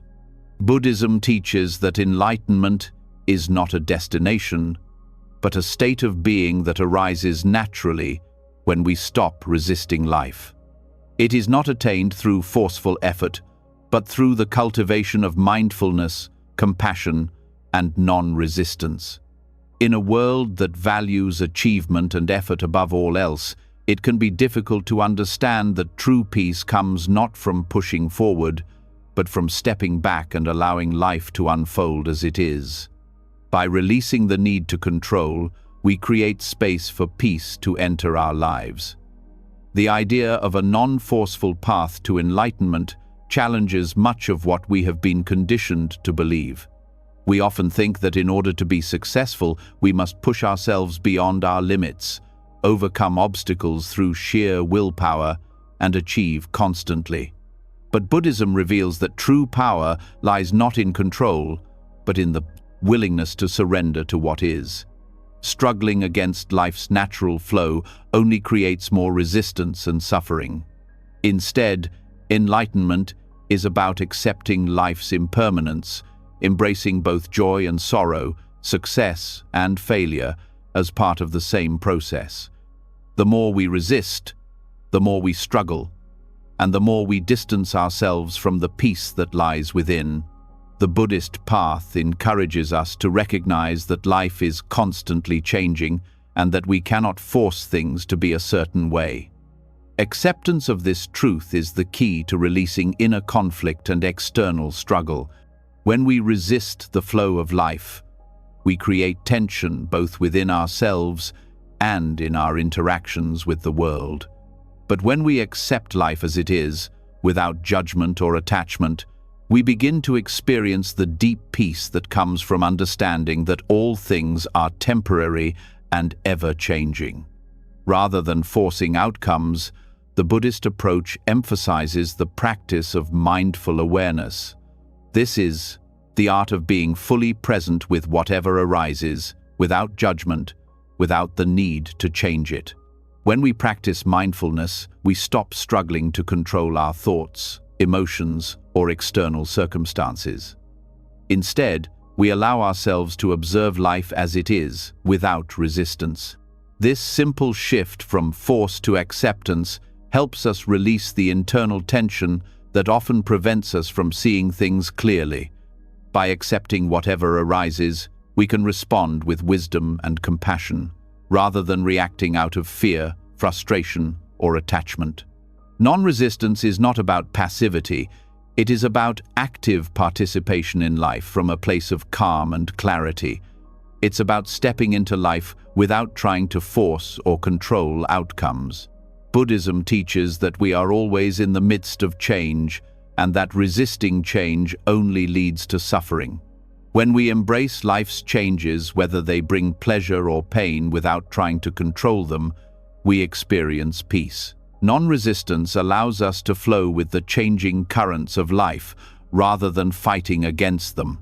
The idea of a non-forceful path to enlightenment also invites us to question the way we relate to our own desires and goals. We often think that in order to achieve something, we must constantly chase after it, striving and pushing ourselves to the limit. But Buddhism reveals that desire, when unchecked, can lead to suffering. The more we chase after something with force, the more we attach our happiness to a particular outcome, which only creates frustration when things don't go as planned. Instead, Buddhism teaches that we can achieve our goals, but not by force. Rather, by acting with intention, by focusing on the present moment, and by aligning ourselves with the flow of life, we can move toward our goals without the need for struggle. When we practice non-resistance, we learn to embrace life's paradoxes, the contradictions that exist within ourselves and the world around us. Life is full of opposites: light and dark, joy and sorrow, success and failure. In the Western world, we often view these as opposites that need to be reconciled or eliminated. But in Buddhism, we understand that these contrasts are part of the same process. We cannot have light without darkness, nor joy without sorrow. Life is a dynamic balance of these forces, and when we stop struggling to make everything fit neatly into one category or the other, we free ourselves from the burden of trying to force balance. Instead, we begin to embrace life's natural rhythms, finding peace in the ebb and flow. One of the most profound lessons of the Buddhist path is the practice of equanimity. Equanimity is the ability to remain balanced and composed no matter what life throws at you. It's the ability to accept both the highs and the lows of life without becoming attached to either. Equanimity doesn't mean detaching from life or emotions, it means experiencing them fully without getting swept away by them. When we practice equanimity, we stop struggling to control our reactions to life's ups and downs. Instead, we allow ourselves to feel deeply, but we don't become overwhelmed by those feelings. We learn to respond with clarity and compassion, no matter the situation. Enlightenment, in the Buddhist view, is the ability to let go of attachment to both the highs and the lows of life. We often cling to moments of joy and success, hoping they will last forever. But when we are attached to the good, we also set ourselves up for disappointment when things change. Similarly, when we resist the painful moments, we create more suffering. Instead, Buddhism teaches that we can embrace all of life's experiences, both the highs and the lows, without attachment. We can experience joy without clinging to it, and pain without resisting it. In doing so, we find peace and liberation. Surrender plays a significant role in the Buddhist path. It's the act of letting go of the need to control and instead trusting in the process of life. Surrender doesn't mean giving up. It means releasing the need to push, to manipulate, and to force things to happen. It's about trusting that life will unfold in its own time and that everything we need is already available to us. Surrendering to life's process requires patience, but it also brings peace. By surrendering to life, we are freed from the constant strain of trying to control the uncontrollable. Through this practice of non-resistance, we begin to experience a deep sense of trust in life itself. Trusting life doesn't mean we stop making efforts or setting goals. It means we stop expecting that things will unfold according to our specific desires. Instead, we trust that everything is unfolding exactly as it should. This trust in the process of life brings ease and acceptance, knowing that whatever happens, we can handle it with grace. The path to enlightenment in Buddhism is not about pushing forward with sheer willpower or force. It is about letting go of the need to struggle, accepting life as it is, and responding with wisdom, clarity, and compassion. The more we practice non-resistance, the more we align ourselves with the natural flow of life, and the more we experience peace. Through acceptance, patience, and trust, we move closer to the wisdom and freedom that comes from embracing life's ups and downs without forcing balance. This is the non-forceful path of enlightenment, a path that leads not through struggle, but through acceptance and understanding. As we've explored throughout this journey, the key to living a life of peace, clarity, and true happiness lies not in force or constant struggle, but in surrendering to the natural flow of life. When we stop forcing, when we let go of rigid expectations and release the need to control every outcome, we make space for life to unfold effortlessly. Through Buddhist wisdom, we've learned that patience, trust, and acceptance aren't passive states. They are active practices that guide us toward a life of ease. Whether through meditation, embracing silence, or understanding the law of impermanence, every step we take towards non-resistance brings us closer to the freedom we seek. Life isn't something to be conquered, it's something to be experienced. And when we stop forcing, when we allow ourselves to flow with the rhythm of life, we open ourselves to a deeper sense of peace and fulfillment. It's in the quiet moments of stillness, in the letting go of expectations, and in the embrace of life's natural contrasts that we truly find our place in the world. Now, I'd love to hear from you. How have you experienced moments of letting go and trusting life's flow? Share your thoughts in the comments below. I'd love to hear your reflections and any insights you've gained from this journey. And don't forget to subscribe to the channel for more wisdom on how to live a life of ease, balance, and true fulfillment. Turn on the notifications so you never miss a transformative moment. Let's continue to explore the path of peace together.